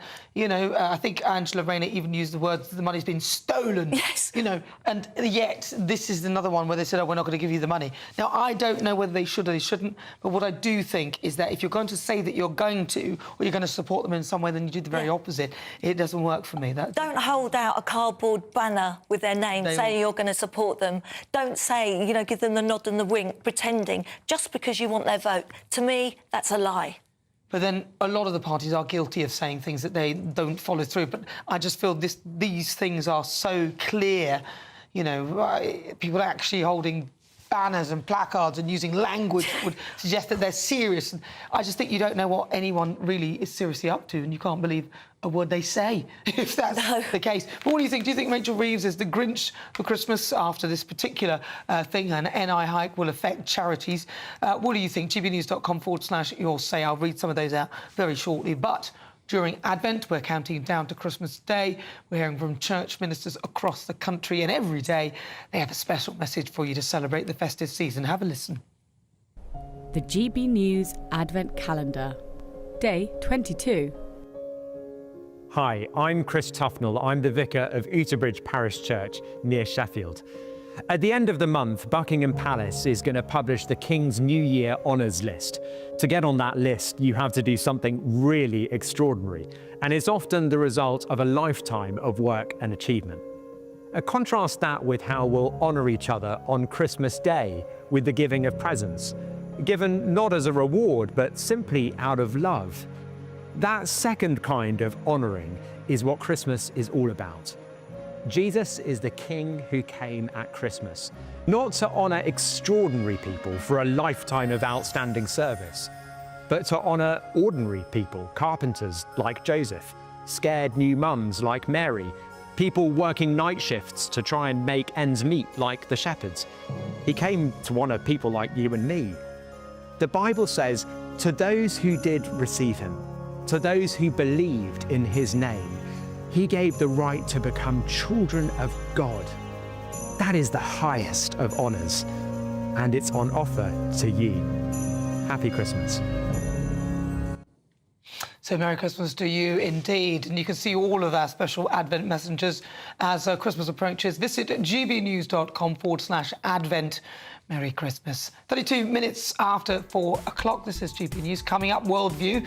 Joining me, the host of the Politics People podcast, Paul Duddridge. But first, let's get an update with your weather and your news with Sophia Wensler.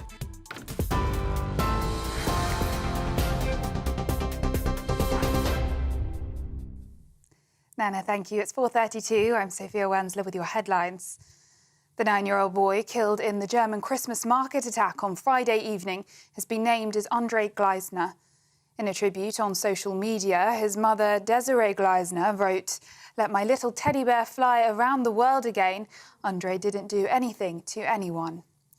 The attack left 5 people dead and over 200 injured after a driver used an emergency vehicle lane to plough into the Christmas market in Magdeburg. German authorities are coming under fire after warnings about the suspect were reportedly received but deemed unspecific. Chancellor Olaf Scholz and ministers faced angry hecklers during a visit to the site as questions mount over security and how the attack could happen. Social media giant X, owned by Elon Musk, is also being scrutinised for failing to act on the suspect's threatening posts before the attack. Security has been ramped up across Germany and the rest of Europe, with armed police patrolling festive events and Christmas markets. In other news, Labour's Lucy Powell has admitted the economy is disappointing, likening the government's efforts to turning around a huge oil tanker. She says Labour inherited unprecedented challenges, including falling living standards and underfunded public services. It comes after the Office for National Statistics reported the economy shrank by 0.1% in September and October, with no growth expected this quarter. Now, Archbishop of York, Stephen Cottrell, says he's deeply sorry over his handling of a priest at the centre of a sexual abuse case. David Tudor was banned from ministry this year after admitting to serious abuse, but was twice reappointed to senior church roles while Mr Cottrell was Bishop of Chelmsford. The Archbishop admits things could have been handled differently, but insists legal constraints prevented earlier action. Bishop Helen Ann Hartley says it's impossible for him to remain in post, arguing survivors and safeguarding must come first. Mr Cottrell has pledged to push for independent safeguarding scrutiny in the Church of England.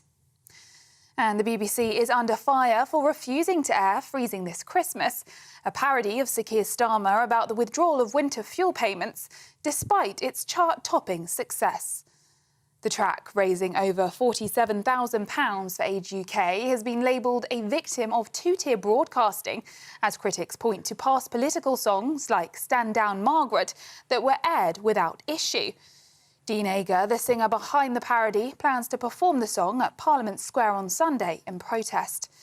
The BBC insists its decisions reflect what our audience expect to hear, denying claims of bias.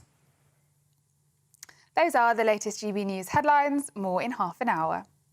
For the very latest GB News direct to your smartphone, sign up to News Alerts by scanning the QR code or go to gbnews.com/alerts.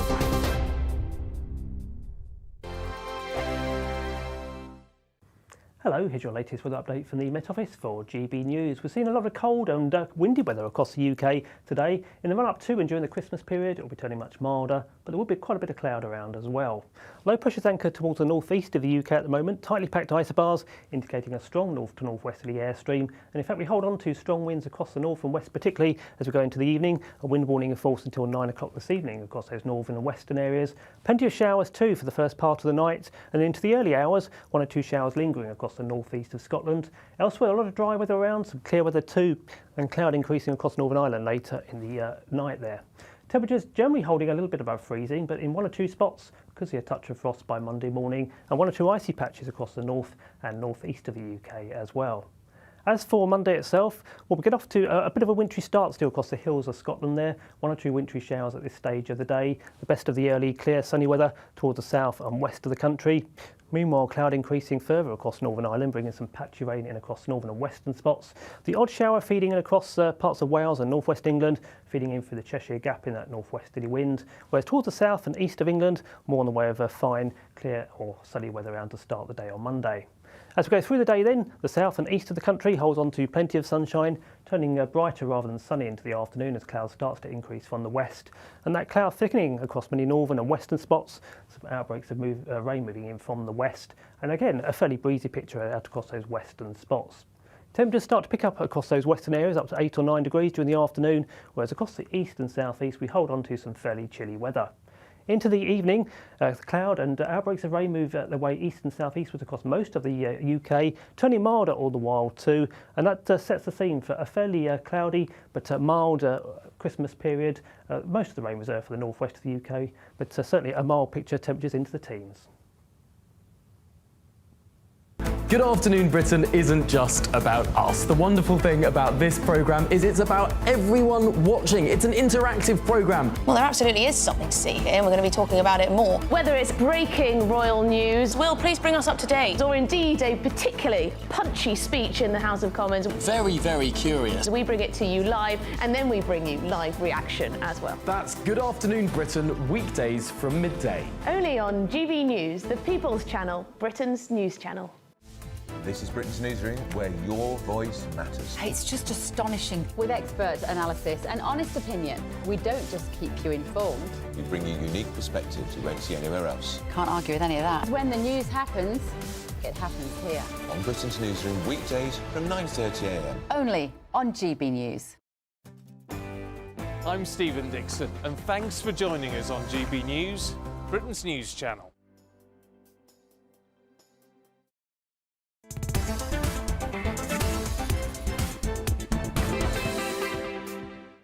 Welcome back. 38 minutes after 4 o'clock. This is GB News. We are Britain's news channel. I'm Nana Akua, wearing a bit of sparkly because obviously we're coming up to Christmas. But it's time now for the Great British Debate this hour. And I'm asking, is it time to ditch diversity drives? I mean, Chancellor Rachel Reeves is under pressure to scrap diversity regulations. And critics say that it could cost the city up to £1 billion. These are new proposals from the Financial Conduct Authority, which could collect and report employee data on gender, ethnicity, age, disability and other characteristics, including sexual orientation. Why that is relevant, I don't know. So for the Great British Debate this hour, I'm asking, is it time to ditch these diversity drives? Joining me now, broadcaster and columnist Lizzie Cundy, and also broadcaster and journalist Danny Kelly. Lizzie Cundy, coming to you first. Look, is it time? I'm totally sick to death of this, Nana. It's hurting our economy, number one, and our economy is shrinking by the day, by the looks of it. You know, my friend that works in the NHS said they have a diversity manager that costs 100k a year. What's that about when the NHS is on its knees? And let me tell you something. I don't want to be asked those sorts of questions. If I'm up for a job, I don't want to be asked those sorts of questions. I'd say, keep your nose out of my life. What's it to do with you? And it's causing nothing but hurting our economy. What's the point? Everyone's equal. Everyone should be treated the same. You get the job on your ability and how talented you are and how good you are at this job. That's what the reasons you should get a job for, Nana. Because a lot of these things are things that you can't see, but the ones that you can see will then become even more prominent on the list. So you can see that someone is black or if they're disabled, if it's a visual, if it's not an invisible disability. So do you think that we need to stop this now so that we can have everything as an invisible thing where people don't deliberately look at these things? I think we've reached the stage in society where we're aware of diversity. You know, all you've got to do is turn the television on, look at the advert breaks. There's a representation of every ethnicity. That's changed since 4 or 5 years ago. All of this has changed, by the way, in the aftermath of George Floyd. The whole media landscape went mental. Everything changed. And I come from an organisation, I'm ex-BBC, and about... Really? Yeah, and I've driven... And I've driven 93 miles to get here today. Here we go, 93 miles. Representing the West Midlands. I beat you, I came from North Wolford. The BBC, about 10 years ago, when Tony Hall was in charge, the Liberal peer, Tony Hall of Birkenhead, he said that there was a target, 50% of all local radio breakfast shows must be hosted by women. Must. OK, so that was an edict. Now, is that a meritocracy? It may or may not be mutually exclusive, that maybe women have been held back by some sort of sexist boss in the past.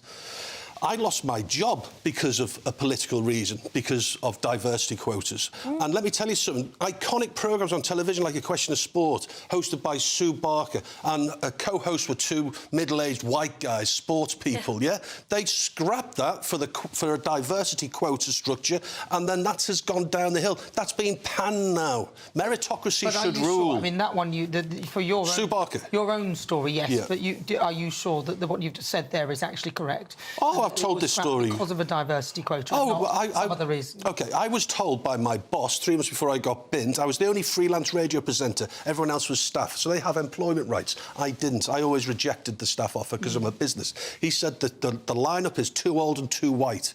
The audience is too old and too white. Nana, I know that you caveat things and say, well, they're not here to defend themselves. I've told this story a million times. I haven't had one cease and desist letter yet. Well, they're not here to defend themselves. The BBC know where I live, and it's true. Because I'm stopping that by saying they're not here to defend themselves. But it's true. But listen, it's true. I know, having worked at the BBC, that there were drives to make sure that they have an even number of this and that, and they definitely have some sort of thing, because I, in a sense, benefited from it. But the reality is, I'm good at what I do. I work very hard to be good. And maybe I may not have been seen if those managers and those people had the same thing in their mind. I don't think there's anything wrong with initially highlighting, let's make sure that we have a little bit more of let's not have the exact same thing all the time. That's important. But I draw the line at you specifically having a quota and saying, let's use that person instead of that person because they're black or because they have a disability or because of those things. You need to use people who are good at what they do and the best. That's right. Exactly. But now, even in football, they've come under pressure,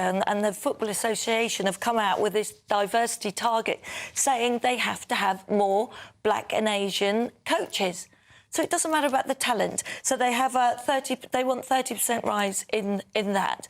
But what if there isn't the talent in that? But why haven't they got that? Why isn't everyone just treated the same and go on your ability? Well, maybe that's why they would say they're doing it. They're doing it because people aren't treated the same. They're not equal. Listen, I get these things because I look at what if you're not good enough for I the look job? at football and I don't understand why almost 50% of the players are black. So it's 45, I think, percent of the players are of an ethnic mix, but yet there are no ethnic mixed managers. So to me, that doesn't really make sense to me when you've got such a plethora of people who are all diverse. But it doesn't make sense to me why. So I think, you know, there may be something in that, but I don't know. But the bottom line is I think you still pick the best person for the job. Bottom line. It's the bottom line of it. And I know a very well-known a manager, and he wanted to go for the job, but he said, no, they have to have someone that was black. And you know what? For me, that's just madness, because you should be... It is your ability and your talent for that job, because otherwise that's racist to me. Well, it depends how many people as well. They often said, we want more black police people and all this stuff,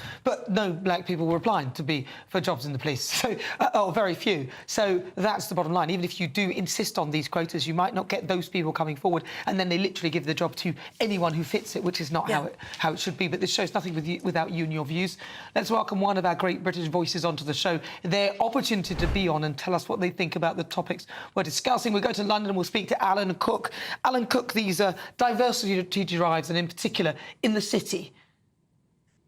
Well, don't you look a Christmas cracker tonight? Thank you for having me on. I'm going to surprise you. I'm in favour of DEI. Dividends, equities and investments. I used to work in the city. Obviously not in favour of diversity, equity and inclusion, which is obviously anti-merit. In its very nature, it's, anti-inclusive, and it's also racist against the majority of the UK population. And what's happening now really all started thanks to the hard left from the past, who not only wanted influence over academia and the civil service, but also the jewel in the crown, the private sector, which used to be a true meritocracy. And thanks to Blair's 2010 Equalities Act, which the Tories should have rescinded, they should have got rid of that. It's allowed the ESG, the DEI, to infect and run out of control through the private sector. And now it actually seems to be self-perpetuating with the FCA, you know, putting this forward. But isn't it strange that the damage that Labour seems to be doing to the economy is visible straight away? However, the supposed good they're doing, you can't see, and you have to wait for. You have to wait for the tanker to turn. And I think they've just fundamentally misunderstood when people talk to them and say the economy is tanking. And they haven't quite seen what's really meant by that. We're talking about right here, right now, not in 2 years when it's sort of down in the doldrums completely. Thank you very much, Alan Cook. Really good to talk to you. Happy Christmas to you. That is Alan Cook. He's there in London. Now, if you are in search of some winter sun, here's some forecasts across Europe. Have a look. Can't wait to get in that sea. Lovely and warm. Just like the feeling of having great travel insurance. All Clear Travel Insurance sponsors GB News Travel Destinations Forecast.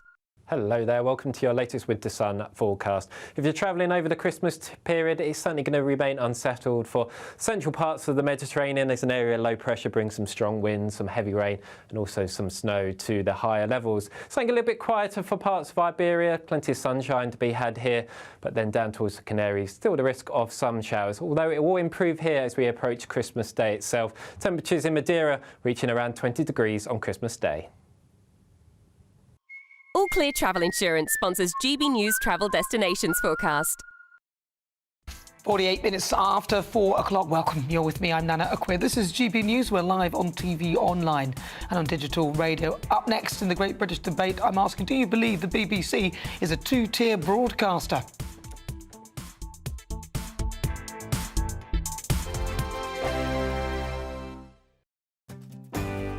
I'm Stephen Dixon, and thanks for joining us on GB News, Britain's news channel. We're proud to be GB News, the People's Channel. And as you know, we always love to hear your views. Now, there's a new way of getting in touch with us at gbnews.com/your-say. By commenting, you can be part of a live conversation and join our GB News community. You can even talk to me, Bev Turner, or any of the members of the GB News family. This is GB News, Britain's news channel. Well, let's speak now to Sales Director at Savills for Quinta Properties, Raquel Santos, who is live for us in Portugal. Raquel, good to see you this morning. Why are all these celebrities flocking to Portugal all of a sudden? Yeah, I guess it's just because of basically the great lifestyle that we have, security, you know. Portugal has kind of been a hidden, tucked away gem for quite a while that people didn't realize existed. And with the international flights that, with the American flights coming in, it's kind of been put back on the map as a country that's worth visiting and worth investing in due to the secure investments that we offer in real estate. Raquel, is it anything to do with tax rates? Because I think capital gains tax is, I think if it's over a certain amount, you pay half of your rate, which is 28%. Capital gains on shares and cryptocurrencies is 0. Is it anything to do with that? Because over here in the UK, big storm at the moment about millionaires apparently leaving in exodus because of the mooted increases in taxes in just a few weeks. Yes, so obviously the alterations that are happening with the UK in terms of the tax that's being implemented on the capital gains, as you mentioned, we've definitely noticed has become a big drive, mostly on the vendor side as well, who are looking to sell because they don't want to be hit, with these higher capital gains, which is close to coming into effect. Raquel, have you noticed then millionaires, high net worth people from the UK getting in touch with you looking to relocate? Definitely. It's for multiple reasons, obviously, the changes that are due to come into place, obviously, and Portugal just seems to be a safe option always when things do kind of change. People opt to come into Portugal because we're quite steady, we're quite stable. GB News, the People's Channel. If you want your news to be straight talking, This is the nightmare for the Conservatives again. down to earth, It's not just Nottingham where this is happening, is it? and most importantly, honest, Hard-working, middle-class taxpayers, they'll get their book thrown at them. then catch me, Martin Daubney, Monday to Friday, 3 till 6 p.m. on GB News, Britain's news channel. Hello there, I'm Eamon Holmes. Thank you for joining us on GB News, Britain's news channel.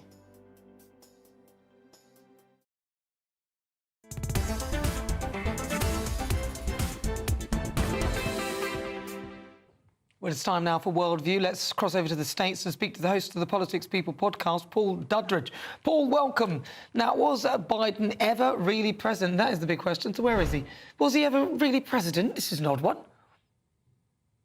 Well, we both know he wasn't, OK? And we've been saying it, and sometimes it's lighthearted, and sometimes we just draw attention to the fact that he seems to be underperforming what maybe most toddlers could do. But now there's this report from the Wall Street Journal, and they've done quite an in-depth report of the last few years. And they're saying that basically he really hasn't been from day one. We've seen a cognitive decline, and everybody around the world saw the cognitive decline in Biden from the debate onwards, the debate with Trump. It's been there since day one, is what this report states. Yeah. There's Well, I could see reports. that. You could see that. We could all see it. Exactly, but were we not castigated? Sometimes people's tweets prior to Elon Musk were taken down, or accounts were completely taken down. This story, there's a light-hearted side to this where we go, isn't this hilarious? It's elder abuse, etc. But this is the leader of the free world. Turns out that every slur that people like us have made about him have turned out to be true, or at least largely true. We've got press secretaries saying this guy's sharp as a tack. I have to keep up with him. There has reportedly been a culture of lying and deception coming from the very top. This little Praetorian Guard surrounding Biden has actually been running the West and the world for the last 4 years. And the heads will have to roll. There's at least going to have to be congressional investigations about this with the new administration, because we've actually been duped. lied to. And again, I think that what the plan always was the Democrats were going to do poorly in the midterm elections, and then he could be moved out of office, and then he could have been replaced. And I think he was only ever going to be a temporary sort of seat warmer. And that went badly awry with Roe v. Wade, etc. And the Democrats did better. And so they decided to hang on. And that's why we ended up with that ridiculous debate where we could see the full damage that this man was capable of causing. There were reports from 2020. This was from the 2020 campaign that Jill was appearing in more counties in Iowa, for instance, than he was. But the thing is, But it was obvious to most of us. It was obvious to me, and I've done monologues on it. Listen, Paul Dudridge, this is a quick one. We've got to go, but happy Christmas to you. Thank you so much for appearing on the show. We'll be talking to you again. But that is Paul Dudridge, host of the Politics People podcast. I'm Nana Akua. This is GB News. We are live on TV, online and on digital radio. Plenty more still to come, including a debate on a grocery tax on food bills and the government's net zero drive. But first, let's get some weather.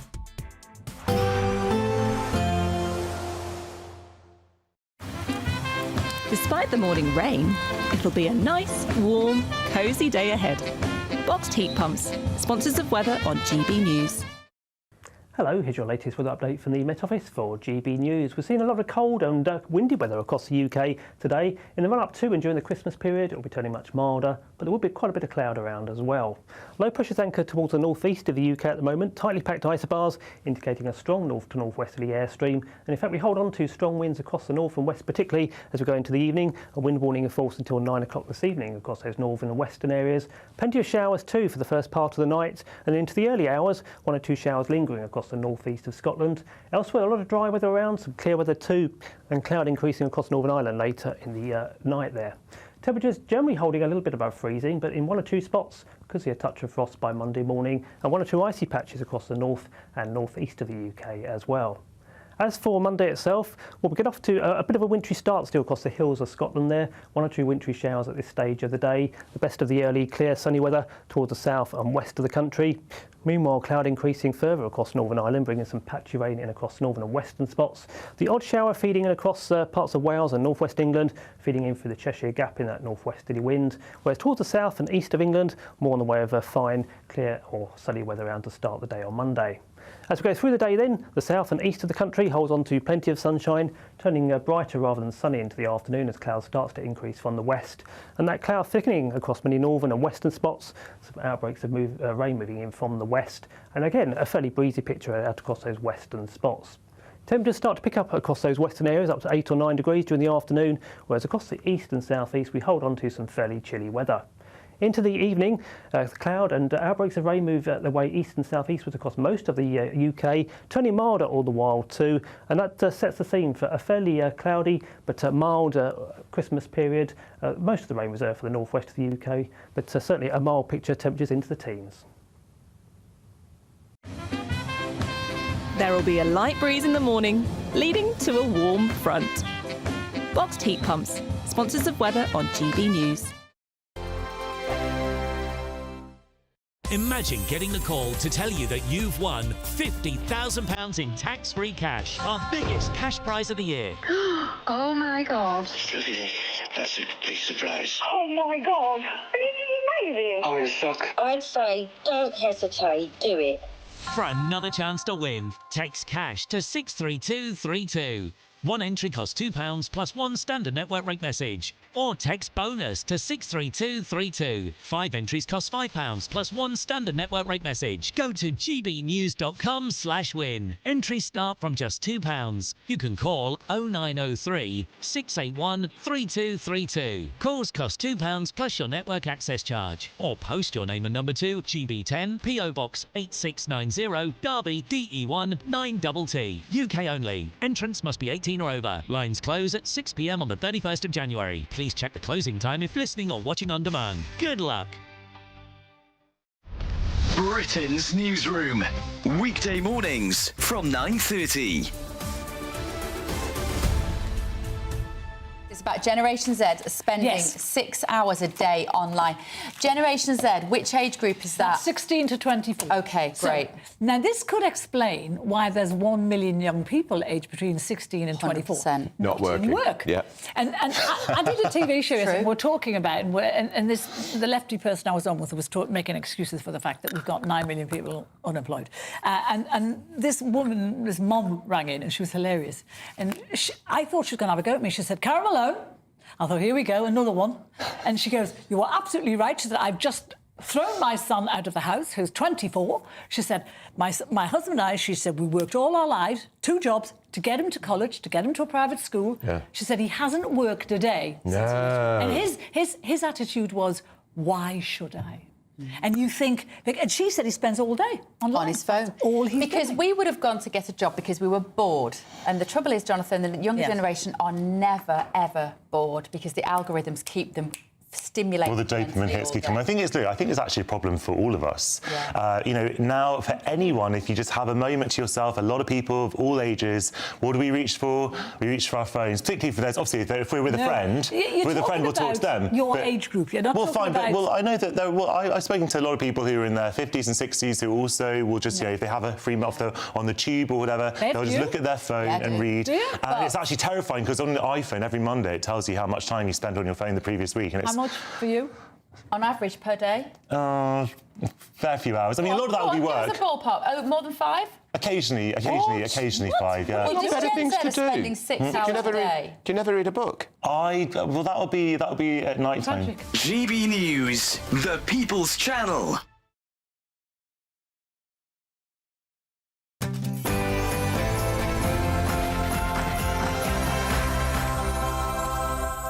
Good afternoon, hello, and welcome to GB News. We are live on TV, online, and on digital radio. I'm Nana Akua, and for the next hour, me and my panel will be taking on some of the big topics hitting the headlines right now. This show is all about opinion. It's mine, it's theirs, and of course, it's yours. We'll be debating, discussing, and at times we will disagree, but no one will be cancelled. So joining me for the next hour, broadcaster and journalist Danny Kelly, and broadcaster and columnist Lizzie Cundy. Coming up in the Great British Debate, I've been discussing Rachel Reeves and asking you whether she is the Christmas Grinch after going after pensioners, farmers, businesses. She's now gone after charities after it was revealed that her budget tax grab means that 45 pence and every pound donated to charity will effectively now go to the government. So in my poll on X, I'm asking you that question. Cast your vote.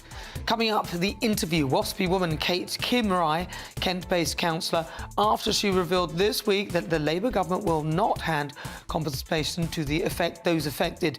She's very upset about that, and she's also got huge concerns over illegal migration as she lives off the Kent coast. Coming up in Clipbait, this is the anti-Keir Starmer parody song that reached #1 in the download charts. The BBC has refused to play it. Have a listen. It'll be freezing this Christmas while Keir Starmer's warm. So what do you think? Should they play it? After all, most of the money goes to charity or 45 pence or to the Chancellor. But let's get started. Let's get your latest news with Sophia Windsor.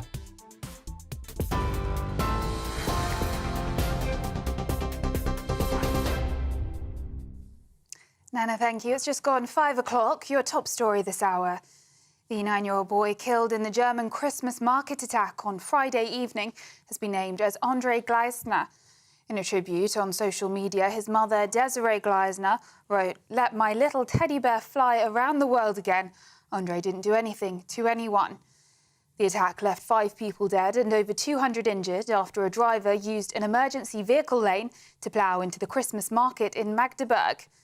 German authorities are coming under fire after warnings about the suspect were reportedly received last year, but deemed unspecific. Chancellor Olaf Scholz and ministers faced angry hecklers during a visit to the site as questions mount over security and how the attack could happen. Social media giant X, owned by Elon Musk, is also being scrutinised for failing to act on the suspect's threatening posts before the attack. Security has been ramped up across Germany and the rest of Europe, with armed police patrolling festive events and Christmas markets. In other news, Labour's Lucy Powell has admitted the economy is disappointing, likening the government's efforts to turning around a huge oil tanker. She says Labour inherited unprecedented challenges, including falling living standards and underfunded public services. It comes after the Office for National Statistics reported the economy shrank by 0.1% in September and October, with no growth expected this quarter. The Commons leader told GB News the government shares the public's frustration, but insisted progress is being made. People voted for change at the election because the country was, let's face it, going to the Swanee. We had the economy tanking, with living standards having fallen for the first time in a generation, and public services absolutely on their knees, with huge waiting lists in our NHS and elsewhere. So it's a bit like turning a really big oil tanker around. We've begun to start moving it in the right direction, but there are many fundamental challenges facing the country. However, Shadow Housing Secretary Kevin Hollinrake claims the situation is far worse under Labour than the previous Conservative government. The economy is tanking, as we know. Business confidence has gone through the floor.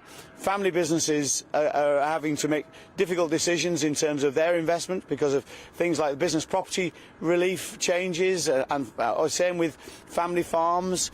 So you're seeing this right across the economy why business confidence is dropping, and that's having a real-world impact on our economy. Now, Archbishop of York Stephen Cottrell says he's deeply sorry over his handling of a priest at the centre of a sexual abuse case. David Tudor was banned from ministry this year after admitting to serious abuse, but was twice reappointed to senior church roles while Mr Cottrell was Bishop of Chelmsford. The Archbishop admits things could have been handled differently, but insists legal constraints prevented earlier action. Bishop Helen Ann Hartley says it's impossible for him to remain in post, arguing survivors and safeguarding must come first. Mr Cottrell has pledged to push for independent safeguarding scrutiny in the Church of England. The BBC is under fire for refusing to air Freezing This Christmas, a parody of Sir Keir Starmer about the withdrawal of winter fuel payments, despite its chart-topping success. The track, raising over £47,000 for Age UK, has been labelled a victim of two-tier broadcasting, as critics point to past political songs like Stand Down Margaret that were aired without issue. Dean Ager, the singer behind the parody, plans to perform the song at Parliament Square on Sunday in protest.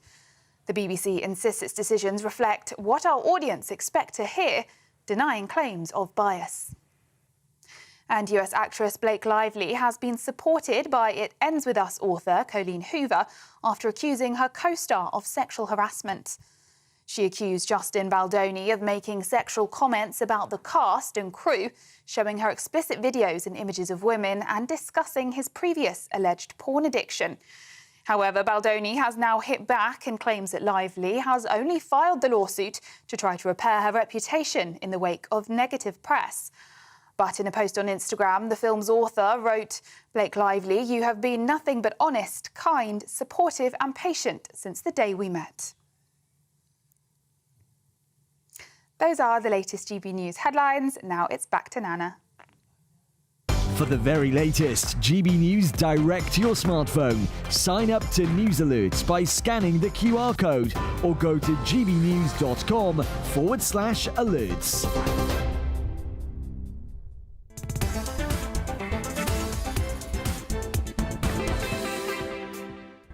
Good afternoon. It's coming up to 7 minutes after 5 o'clock. You're with me. I'm Nana Akua. This is GB News. We are Britain's news channel. Still to come we'll be talking about net zero, the grocery tax on packaging set to push up bills by £1.4 billion a year, designed to meet the government's net zero targets. As it's been claimed, it will add up to £56 to household cost annually. Is this really needed, or yet more net zero madness? Then in the interview, I'll be speaking to a Waspi woman, Kim Rye, after it was revealed this week that the Labour government will not hand compensation to those affected. We'll get to hear her thoughts. Also, she's on the Kent coast and she's got an interesting view on what's going on down there. Coming up as well in the Great British Debate this hour, I'm asking, do you believe the BBC is a two-tier broadcaster for refusing to play this song? It'll be freezing this Christmas. Christmas while Keir Starmer's warm. As ever, send me your thoughts, post your comments, gbnews.com/your say.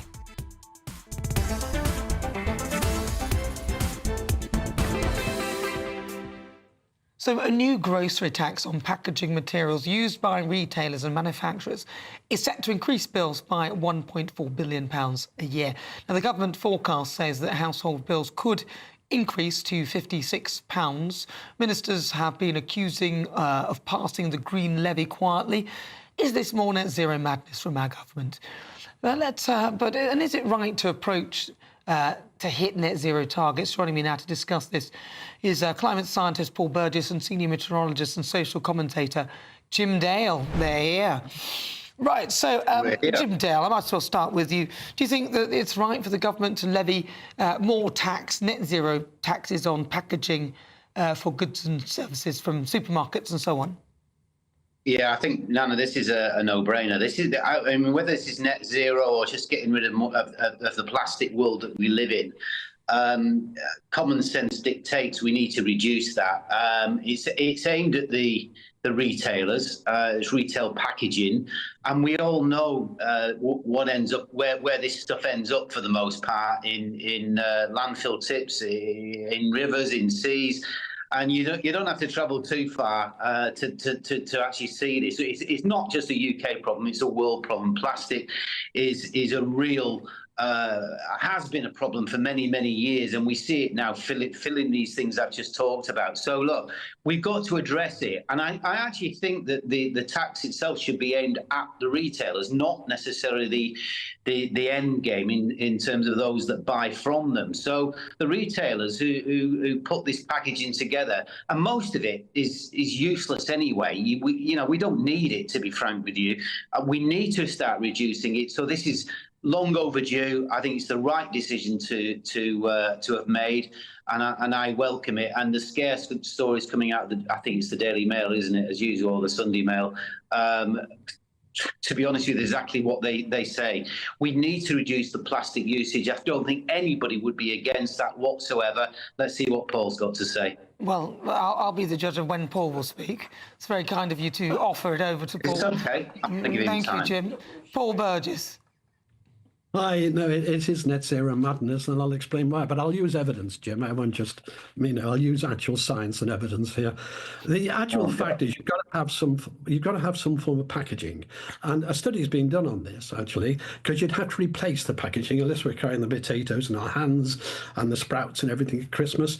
And what the study showed was the total amount of mass now would increase, because plastic's very light as packaging, by 3.6 times, 360%.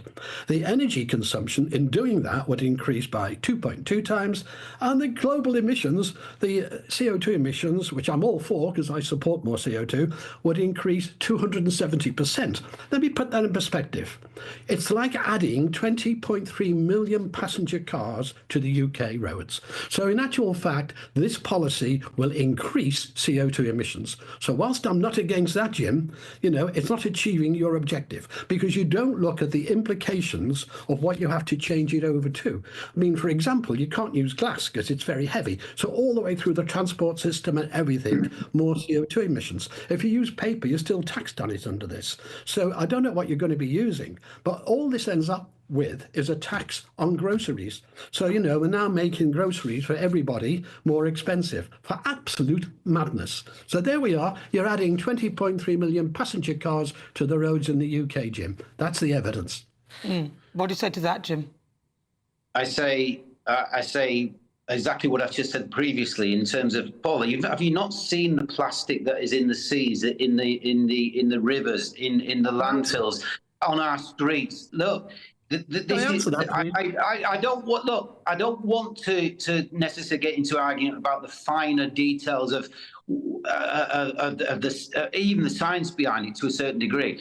This is just common sense. We need to reduce our plastic use, and those that should be paying for it are not the people that you are pointing at, as in the end user like ourselves, the customers. It should be the retailers themselves. They are the ones that are primarily responsible for this. And there are ways and means. We're moving towards a less plastic world, oil world, because plastic is obviously a derivative of oil, and we've got to move in this direction. Your eyes are completely closed, Paul, in terms of what we've got to do. They're not doing it for any government. And by the way, this was a Gove idea. This was the previous government. Gove came up with this idea in the first instance. Well, hold on. For the reasons that I've outlined. Hold on, Jim. Yeah, I mean, you said you don't want to get the detail of it, but I think the detail of it is actually quite important, because you might remove some of the packaging, but the question is, what are you going to put in its place? It's like the electric cars. You're going to get rid of the petrol and diesel cars, but in their place you're putting something that has a higher carbon footprint in and probably won't be able to do the mileage required to actually make up that carbon footprint. So, Paul Burgess. Right, can I just say I'm all against plastic landfills, so I'm all for banning wind farms where they have to take those big glass blades, you know, all the vanes, and bury them because you can't recycle them. I'm all for not polluting the microplastics into the sea and land, but those wind vanes shed microplastics for up to 100 kilometres over our land and seas, microplastics. So when you look into pollution, and as an environmental engineer I do, when you look at that, one of the worst things you can have is wind farms. But we could go to the biggest solar farm being smashed to bits in the storm recently in the UK and poisoning all the land as well. No, I've just looked at the evidence. What Jim doesn't do is look at the scientific evidence. He is adding 20.3 million. What you do, Paul, is you look at the scientific evidence and then you change it to suit your How? Tell me how I changed.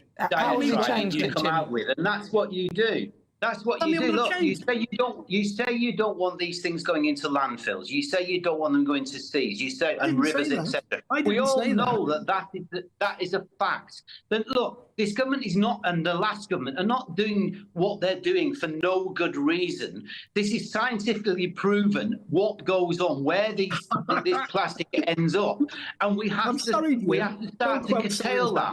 You've got to be living in crowd. You can't talk at the same time because nobody will hear anything. So, Paul Burgess, can you respond to what Jim Daly says?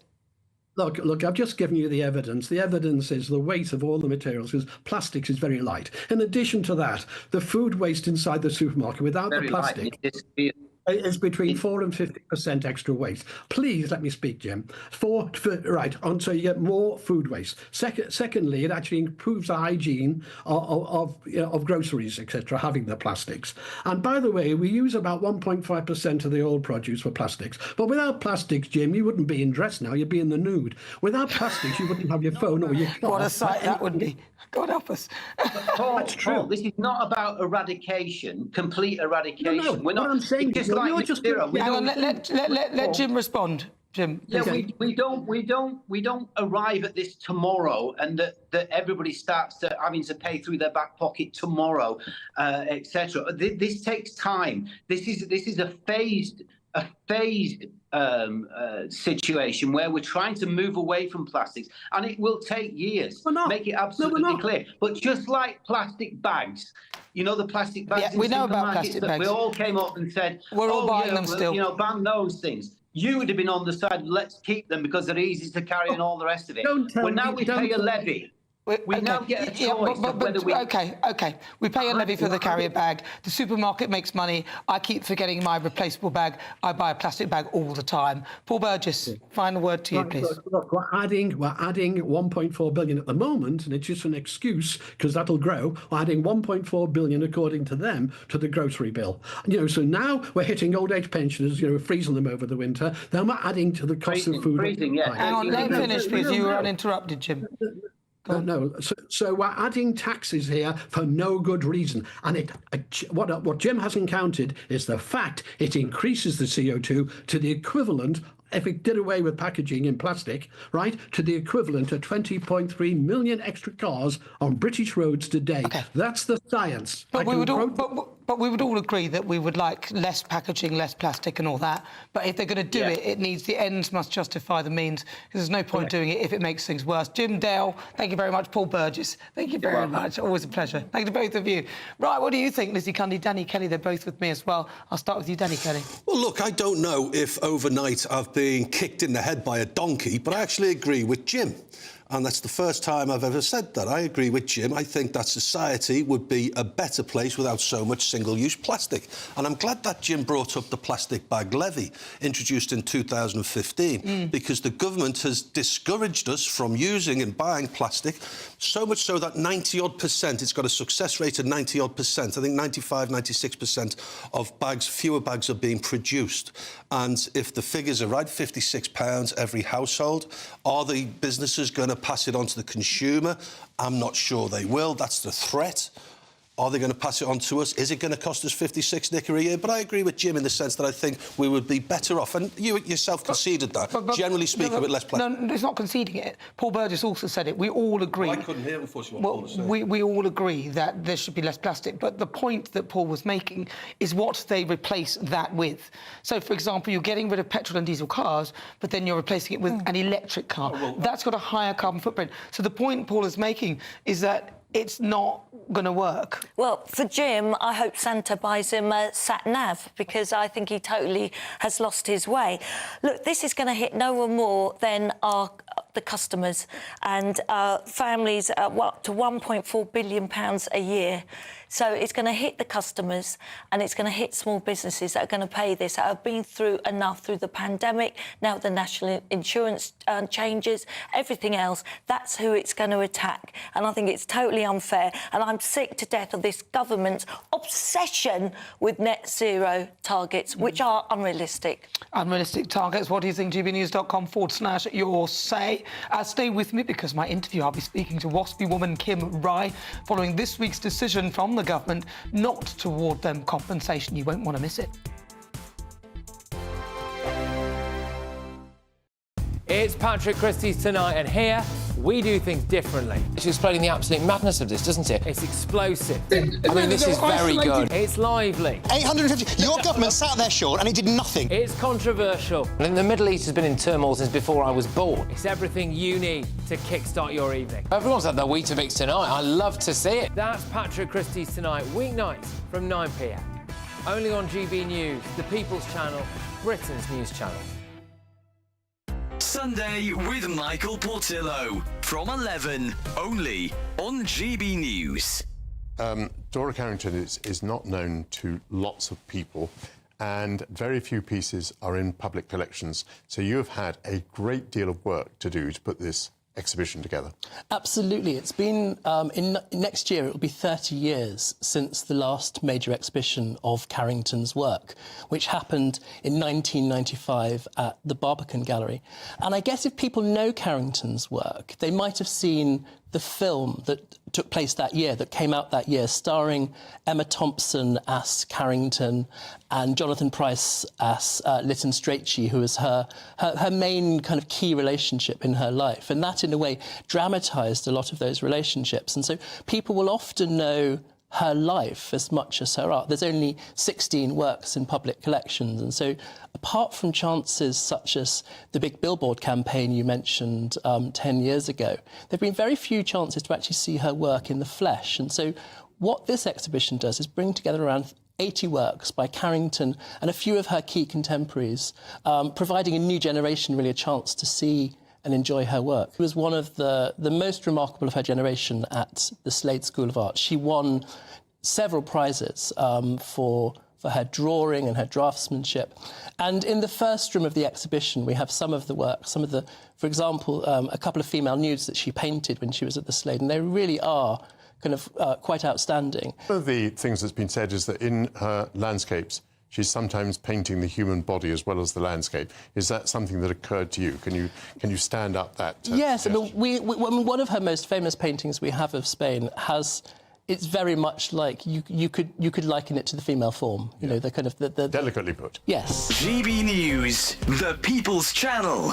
Good Afternoon Britain isn't just about us. The wonderful thing about this programme is it's about everyone watching. It's an interactive programme. Well, there absolutely is something to see here, and we're going to be talking about it more. Whether it's breaking royal news, Will, please bring us up to date, or indeed a particularly punchy speech in the House of Commons. Very, very curious. We bring it to you live, and then we bring you live reaction as well. That's Good Afternoon Britain, weekdays from midday. Only on GB News, the People's Channel, Britain's news channel.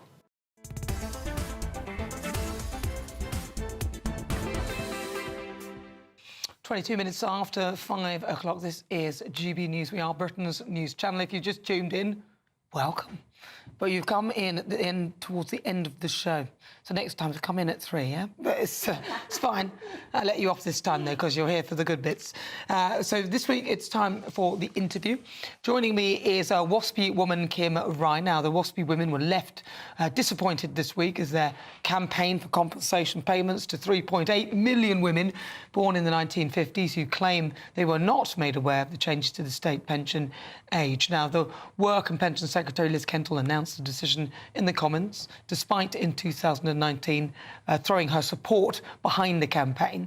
But she wasn't the only Labour frontbencher who in the past has made comments to supposedly support them. Have a listen.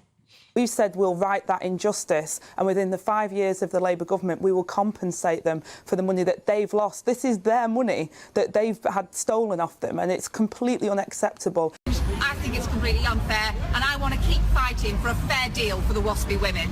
Real injustice, and we need to do something about it, Carol, because that wasn't the base upon which you paid in. That wasn't the basis upon which you were working. We've got a government that has basically put its fingers in its ears. Really? Is that your government? Well, joining me, Waspi woman, local councillor and freelance journalist Kim Rye. Kim, thank you very much for joining me. Really good to talk to you. Thank you so much for taking time out. Really good to see you as well. OK, Kim, what do you think about the judgment? Because the Labour Party don't sound like they're going to now be in support of the Waspi women. Well, I'll give you the printable version. That's what I really think. I don't think you'd like to know. But let's put it this way. We've been told, how dare you? Because you wanted equality. Now you've got equality. Where's the equality for women who, of my age, who have got elderly parents at one end of the spectrum and grandchildren at the other? And a lot of women my age are caring. As well as doing their jobs, they're caring for people in their families. So, you know, that doesn't wash for a start. And the other thing is, where are these mystery letters that we're supposed to have received? I've never received a letter. I've never had it explained to me. I've never been given an alternative like, oh, here's how you can plan for an extra pension, in addition to your private pension, you know, so that you can keep things topped up. No advice was given, no help was given. It was just a complete desert of information, as usual. And now we're being told, how dare we, because we wanted equality with men. Well, would you accept that 10 billion is quite a bit, which is how much they would maybe need to stump up to pay, but would you accept some form of compensation in some way that was less than that, or something that took into account the people who definitely wouldn't have heard about it, or the few, because there was about 15 years at which people might argue you could have learnt about it? Well, no, for the simple reason that, you know, there's a great big gap now, I mean, between retirement and actual retirement. And, I mean, I sometimes work in the vineyard. I'm a freelance journalist, doesn't pay a lot, but I do for example, I do the harvest in the vineyard. That's manual work. No problem with that at all. I actually enjoy it. I actually enjoy working. But it's the way we've been looked down upon and told, well, you should have known about this. Mm-hmm. You know, don't tell us you've never had a letter, because you have. I don't know anybody in my age group who's ever received a letter explaining any of this in full. Yeah, well, it's very disappointing. But for me, the worst bit is not the fact that you didn't get the money, which is not good. But the worst bit to me is that they all stood on a plinth of integrity and for years claimed that they were in support of you. Well, this is so typical of Labour, isn't it? Because everything they say and everything they do is a lie. And it's a lie in plain sight. They've lied about everything from the morning of July the 5th. They've lied about everything. And the only outlet I've got at the moment for my anger is when I write stuff for the Conservative Woman. I've got a piece going on there tomorrow. So, you know, it's I don't know how they've got the gall to say that they can't afford it. And yet they're sending money all over the world. They're sending billions in aid to African countries for farmers. On Syria, we're hearing about that. We know who's going to get their hands on that money, don't we? Excuse me. It's all a pack of lies. But they would argue that when they made those comments, they weren't aware of the black hole because obviously they weren't in power then. It was around about 2019. Some of those comments dated that far back, and they would say that then they inherited the worst economy in a very bad shape. And as one of them described it, it's like trying to turn around a tanker that's going in the wrong direction full speed. So they have their reasons. That's what they would say, and they would also point to the fact that you've had a long time for this to be an ongoing situation, to be aware of what was happening. Yes, well, what they don't realise is that most of us have spent most of our lives working and bringing up children. We're not always watching the news. We're not always aware of everything that goes on. Things can go over your head. But, what they should have done was to write to everybody and explain this in full and how we can get around this problem. No effort was made to do that. And all this talk that was done by Labour and the Conservative, certain members of the Conservative Party, what's come out of that? Nothing. And this black hole, the figure keeps changing. Where did this black hole come from? We keep hearing about it, and it seems to be the excuse they've got for absolutely everything when regard to not paying the winter fuel allowance, not paying the Waspi women their compensation, and a whole load of other stuff. Yeah, but your own party weren't going to do anything for the Waspi women, so the Conservatives laid out their stall and said that they wouldn't compensate the Waspi women. So so your own party weren't going to help you. I'm not a member of the Conservative Party. I'm a member of Reform UK. I'm talking about, when I mention the Conservative Woman, that's a website. Oh, okay. Small C Conservative. No, Conservatives and Labour have done nothing to help. The Socialist Alliance is what we should be calling them, because neither of them have delivered anything at all. All right, well, I was going to ask you as well, you live on the Kent coast. Obviously, there's terrible things happening in Germany. We had that awful incident at the Christmas market, and it's turned out that it's somebody who was not happy, somebody who is who has moved to Germany, lived there for 20 years, not happy with the way he's been treated. And it seems that they were, not only were not happy with the German people, but also not happy with Islam either. So that's what we're getting in terms of reports. But I know you live off the Kent coast, and your experience is lots of people coming. Some of the people coming from the boats actually land near where you live. Is that right? Well, they always came into Dungeness before they got the covered walkway at Dover, but they're still coming in without the lifeboat. We've had people wandering around this town recently, knocking on doors, young migrant men knocking on doors, asking people to charge their phones. In some cases, they ask for money or lifts. I mean, this is no secret. It's gone on for a while. But the thing is, mainstream media hasn't covered it.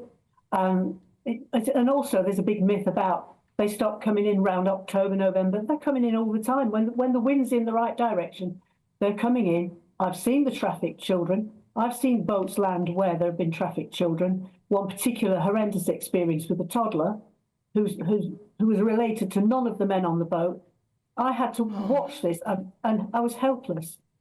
As a parent myself, I stood helpless. I wanted to comfort this child. It's horrific. We've had guns landing on this beach. We've got a live firing range for the army not far away. They've landed in the middle of a firing session. And, a lot of these things aren't talked about in general. And sometimes the helicopter will be going up at 4 o'clock in the morning. It's like a war zone on occasions in this place. And they are coming in most of the time. And they're getting into waiting vehicles. We've got scouts on the beach looking out for them. I've seen all of it, and I've spoken to lots of people who've had them on their property, hiding in garages, running across their gardens. It's intimidating. We've got a lot of old people around here. Yeah. We don't open the doors. Well, listen, Kim, when you get a chance and we get you in the studio, we'll have a full-on conversation about all of that. That's Kim Rye, Waspi woman, and also lives off the Kent coast with her experience and her story. All right, well, joining me now, my panel, very briefly, broadcaster and columnist Lizzie Cundy, and also broadcaster and journalist Danny Kelly. Lizzie Cundy. I feel so sorry for Kim. This government have just lied and lied and lied, and you could say, no, it wasn't in their manifesto, but they tricked them, they hoodwinked them, they held up banners. But again, the situation has changed when they came into power. Now, that's not to defend them, but that's to say that you can say one thing when the situation is one way, then when you come in and find that you can't honour that. But that was their political decision to give all that to the unions, to give to foreign aid, to climate issues. That's their... They don't care for their own, and they've just gone against everything that they pledged. That lady, I could tell she felt betrayed. Yeah. Kim feels betrayed by the Labour government. And when you see Keir Starmer giving an interview at Radio Merseyside saying about how much the government, Conservatives, aren't listening, I think he actually said they've got their fingers in the ears. And then it's about priority. So, let's just go with the £22 billion black hole. Why are we throwing tens of billions at this net zero? Why did we just give 10 bill to the public sector workers, 1.4 billion of which could have gone to the pensioners? 22 billion carbon capture. And then you've got the Waspi women who feel betrayed like Kim. Unproven technology, carbon capture doesn't really... Everywhere it's been tried, in Milwaukee, one place, they had to abandon it because it was so expensive and didn't work. But listen, keep your thoughts coming. I'm going to read some of those out. Coming up, the Great British Debate. I'm asking, do you believe the BBC is a two-tier broadcaster? My panel will be there to discuss. But first, let's get your latest news with Sophia Wenslow.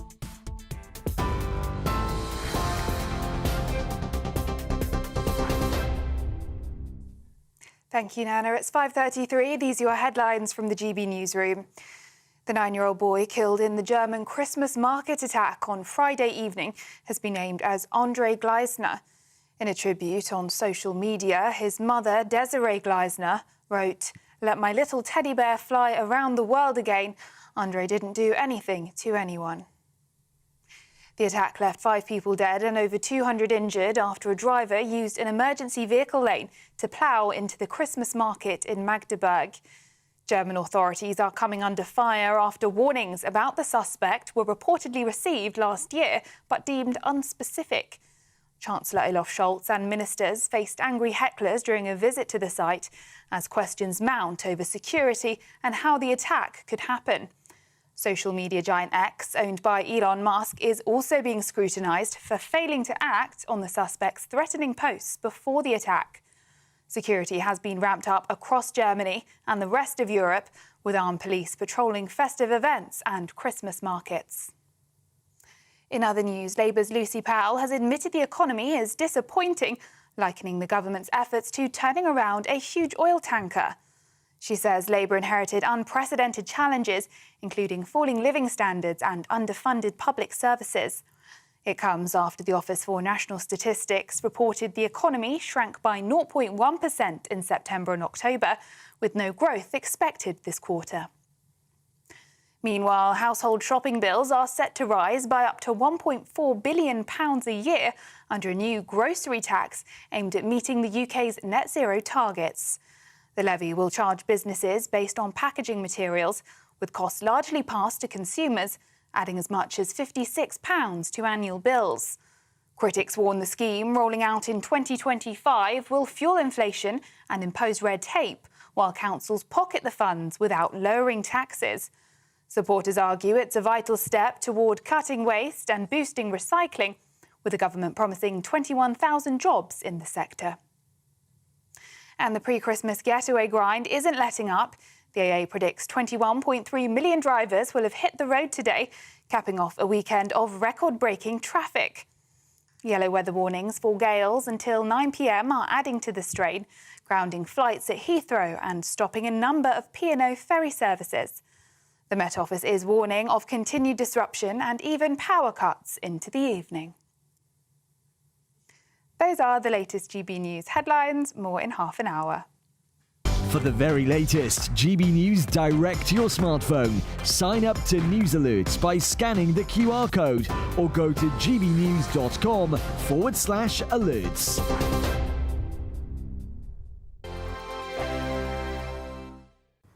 Hello, here's your latest weather update from the Met Office for GB News. We're seeing a lot of cold and windy weather across the UK today. In the run-up to and during the Christmas period, it will be turning much milder, but there will be quite a bit of cloud around as well. Low pressure's anchored towards the northeast of the UK at the moment, tightly packed isobars indicating a strong north to northwesterly airstream. And in fact, we hold on to strong winds across the north and west, particularly as we go into the evening. A wind warning in force until 9 o'clock this evening across those northern and western areas. Plenty of showers too for the first part of the night, and into the early hours, 1 or 2 showers lingering across the northeast of Scotland. Elsewhere, a lot of dry weather around, some clear weather too, and cloud increasing across Northern Ireland later in the night there. Temperatures generally holding a little bit above freezing, but in one or two spots could see a touch of frost by Monday morning, and one or two icy patches across the north and northeast of the UK as well. As for Monday itself, we'll get off to a bit of a wintry start still across the hills of Scotland there. One or two wintry showers at this stage of the day. The best of the early clear sunny weather towards the south and west of the country. Meanwhile, cloud increasing further across Northern Ireland, bringing some patchy rain in across northern and western spots. The odd shower feeding in across parts of Wales and northwest England, feeding in through the Cheshire Gap in that northwesterly wind. Whereas towards the south and east of England, more in the way of fine, clear or sunny weather around to start the day on Monday. As we go through the day then, the south and east of the country holds on to plenty of sunshine, turning brighter rather than sunny into the afternoon as cloud starts to increase from the west.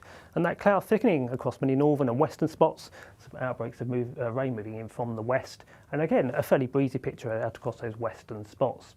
Temperatures start to pick up across those western areas up to 8 or 9 degrees during the afternoon, whereas across the east and southeast we hold on to some fairly chilly weather. Into the evening, cloud and outbreaks of rain move their way east and southeastwards across most of the UK, turning milder all the while too, and that sets the scene for a fairly cloudy but mild Christmas period. Most of the rain reserved for the northwest of the UK, but certainly a mild picture, temperatures into the teens. I'm Christopher Hope. From pop stars to politicians, I'll interview anybody in a pub who's got a political opinion. Join me every Friday on Spotify, Apple Podcasts, YouTube or gbnews.com, or wherever you get your podcasts. This is GB News, the People's Channel. This is Britain's newsroom, where your voice matters. It's just astonishing. With expert analysis and honest opinion, we don't just keep you informed. We bring you unique perspectives you won't see anywhere else. Can't argue with any of that. When the news happens, it happens here. On Britain's newsroom, weekdays from 9:30 a.m. Only on GB News. In the GB Newsroom, we bring you the news as it happens. With our team of dedicated journalists across the UK, we're ready to keep you up to date with what's happening every half an hour, every single day. Bulletins here on GB News, the People's Channel, Britain's news channel.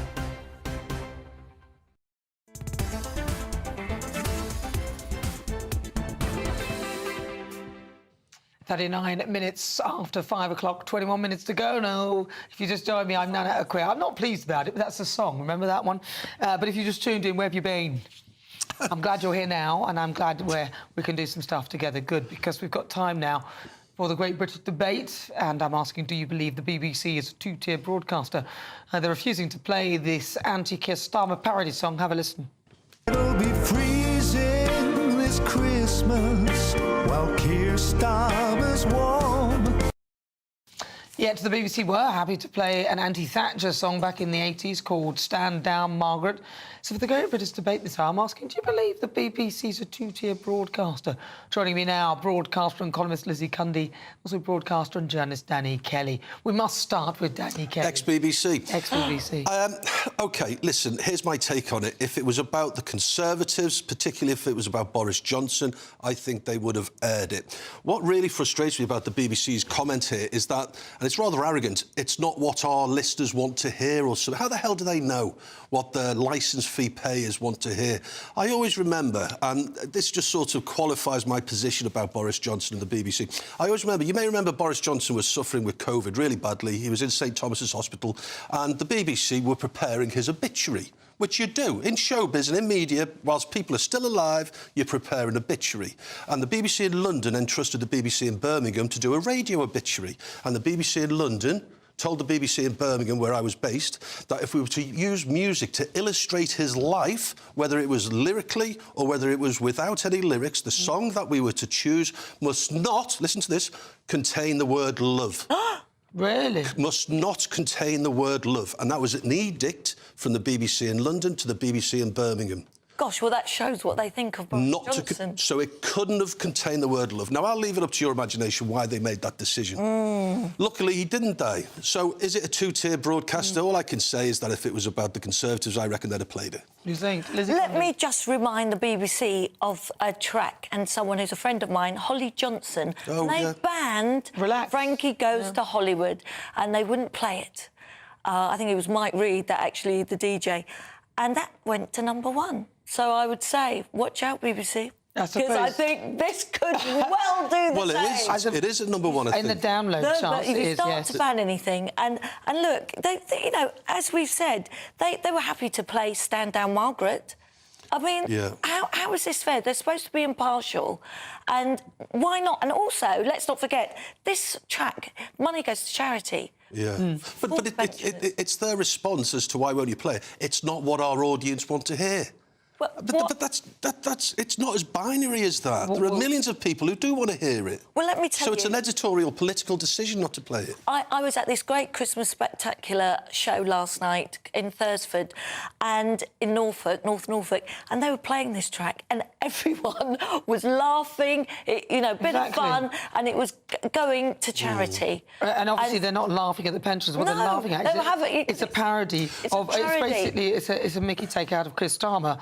That's what that is. Do you know, I've just thought of a real inconsistency here. You know, every year at Bonfire time, there's a community somewhere that make massive 20-foot-high, always political figures, and they torture. The last one was Nigel Farage.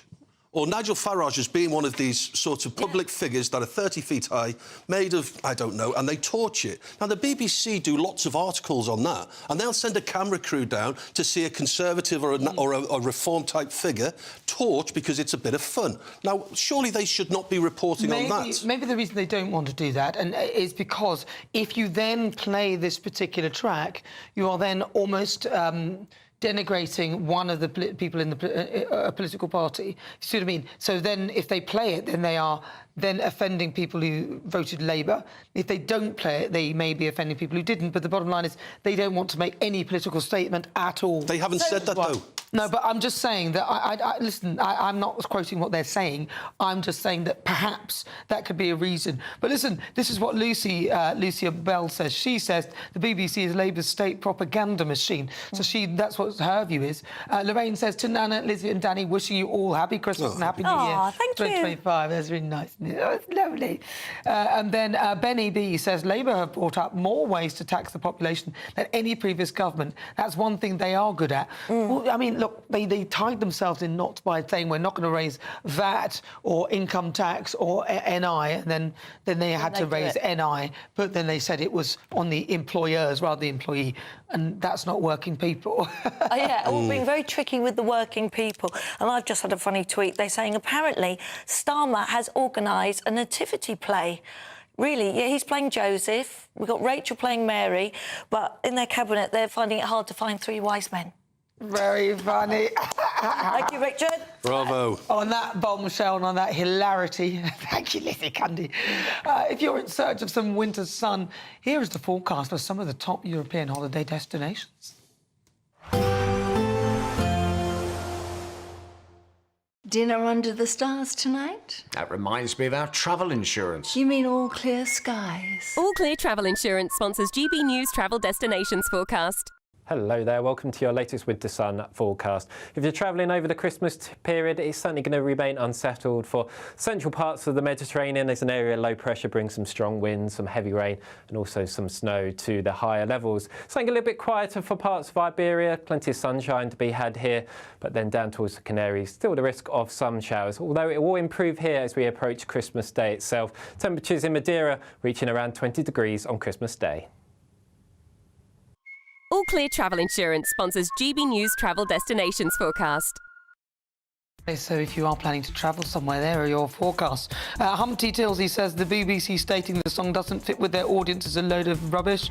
Are the BBC saying that they wouldn't play a heavy metal or punk song if it were in the charts because youngsters wouldn't listen to it? So that was the reason the BBC gave. But mine is perhaps they were just trying to be apolitical. Right, coming up is Supplement Sunday, where my panel and I discuss some of the stories that you may have missed. Stay tuned. It's Patrick Christie's tonight, and here we do things differently. It's explaining the absolute madness of this, doesn't it? It's explosive. I mean, this is very good. It's lively. 850. Your government sat there, Sean, and it did nothing. It's controversial. And the Middle East has been in turmoil since before I was born. It's everything you need to kickstart your evening. Everyone's had their Weetabix tonight. I love to see it. That's Patrick Christie's tonight, weeknights from 9 p.m. Only on GB News, the People's Channel, Britain's news channel. Join me, Camilla Tominey, for a frank and honest discussion with those in power that cuts through the spin and gets to the heart of the issues shaping our nation. You haven't confirmed that you want to stand as leader, but you haven't ruled it out either. This report basically says that he's not fit to stand trial. Is he indecisive? Incompetent? I deliver the dose of reality Westminster needs. That's the Camilla Tominey Show at 9:30 every Sunday on GB News, the People's Channel, Britain's news channel. Nana Akua, weekends from 3 p.m. Today I am joined by documentary maker Daniel Wing, who is still trying to find out who murdered his mother 30 years on. He's also created a documentary called Who Murdered You, Mum? Daniel, can you just tell us the story of what happened to your mother, what you know? So when I was 1 year old in 1992, my mum Tina was murdered. My dad went on trial for it and was acquitted, and the case went unsolved and has been unsolved for 32 years. My nan, who raised me, amazing woman, passed away sadly 2 years ago, and that kind of sent me on a quest for answers. So your documentary then, what are you hoping to achieve with it? I am fighting for justice for my mum. I have had a meeting with the police and they are looking to see what they have and are looking to reopen investigation if they can find new and compelling evidence. What's interesting now is speaking to other families who are actually going through the trauma and experience of murder. Yeah. My mum didn't get the opportunity to be a mum. What would my life have been? I'm now 33 years old with no parents. And it's that kind of thing. It's a very, I guess, lonely journey in what I'm experiencing. That's why I wanted to make this film, because I hadn't had the opportunity to be able to grieve my mother and know who she was. And that was really what this journey was about. It was about finding out who she was and being able to grieve. Everyone had the opportunity, although terrible circumstances, to be able to go to the funeral and have that moment, and I never had that opportunity. The People's Channel.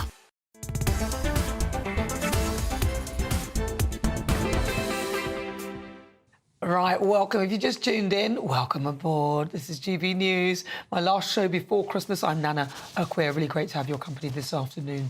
It's time now for Supplement Sunday. Joining me, broadcaster and columnist Lizzie Cundy, and also broadcaster and journalist Danny Kelly. Right, I'm going to start with you. Lizzie Cundy, your supplement, please. Well, yes, it's actually one I've written myself in the Mail on Sunday. And everybody, yes, and it is about the world of football and why some footballers' wives are so wafer thin due to taking drugs and the Ozempic cocktail of cocaine and the slimming injections, which is such a sad state of affairs. And everyone thinks that I think the footballer's wife life is a bed of roses, and actually it can be a very lonely one. Yeah. But it's why I'm very worried about this new slimming injection. I read your article. It was a great article, and it's a very lonely time, because particularly if they're playing away on Boxing Day, because Christmas Day, because you explained it beautifully, Christmas Day they don't have turkey nor the trimmings. Well, no. They don't have a pint of beer or a glass of wine. No, not at all, because that's the footballer's busiest time of year. Yeah. The biggest game is on Heavily Boxing Day. congested, yeah. So Christmas is basically cancelled. So I'm not saying for everyone to get their violins out for footballers' wives and girlfriends, but it is a very, very lonely time at Christmas. And it wasn't unusual for you to see, whilst you were watching with the other wags, them nipping off to the toilet for a line of Coke. Well, I thought, didn't know what they were doing, but I now we can see what's happening, and it's still going on.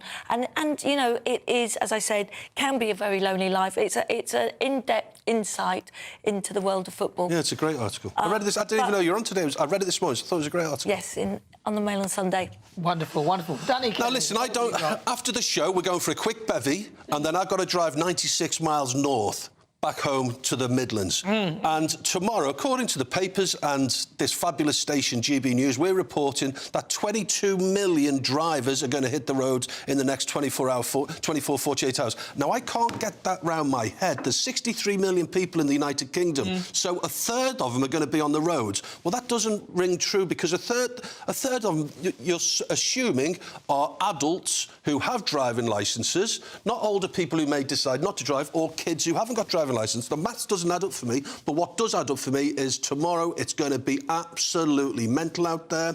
Roadworks have all been pulled back so that all the lanes will be open, things like that, and it's going to be a crazy time of the year. And also public transport on Boxing Day, public transport is going to be minimised, and so you're going to have to rely on the car. I've heard Paddington, the station near us, will be closed, apparently, I'm hearing. But, look, I drove back from North Norfolk today. North Norfolk? And you know what? No traffic at all. Was it? It wasn't very busy at all. If you were a car, Danny, what would you be? I would be a big, fat, lazy, overweight Bentley. That's what I would be. You would be, actually. A big, fat, overweight, lazy Bentley. What would you be? Well, I'd like to think... I'd like racy. to be fast and racy and a bit naughty. Yeah. A nice Porsche 911. Do you think if I was going to be a car, I'd be a Range Rover? Like a big thing on the road, driving around with all the nice bits on it and everything. All the nice Nana's car, little petrol's done nearly 200,000 miles. My little, yes, Citroën one, very good. There you go. But listen, if Keir Starmer were a car, or the Labour Party, somebody suggested that it might be a clown car. All the wheels have fallen off and the engine's exploded. That's right. It's very funny. And you know, the one gear that the car doesn't have is reverse, because they're not U-turning, are they? Well, you know, if only they would. But Well listen, done. throughout the show, I've been asking, is Rachel Reeves the Christmas Grinch? And according to our Twitter poll, or X poll, 97% of you said yes. And just over 2%, around about 3% of you said no. I've got to say a huge thank you to my panel, broadcaster and journalist Danny Kelly. Danny Kelly, thank you very much. Happy Christmas, everyone. OK, and also broadcaster and columnist Lizzie Cundy. Thank you. Happy Christmas, everyone. Here's to a great year ahead. And also a huge thank you to you for your company. Happy Christmas to all of you. Thank you so much for joining me. We do have another show before the end of the year, but I love you lots, and I'll leave you with the weather. Take care.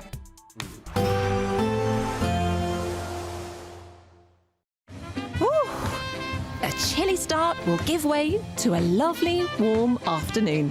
Boxed heat pumps, sponsors of weather on GB News. Hello, here's your latest weather update from the Met Office for GB News. We're seeing a lot of cold and windy weather across the UK today. In the run-up to and during the Christmas period, it will be turning much milder, but there will be quite a bit of cloud around as well.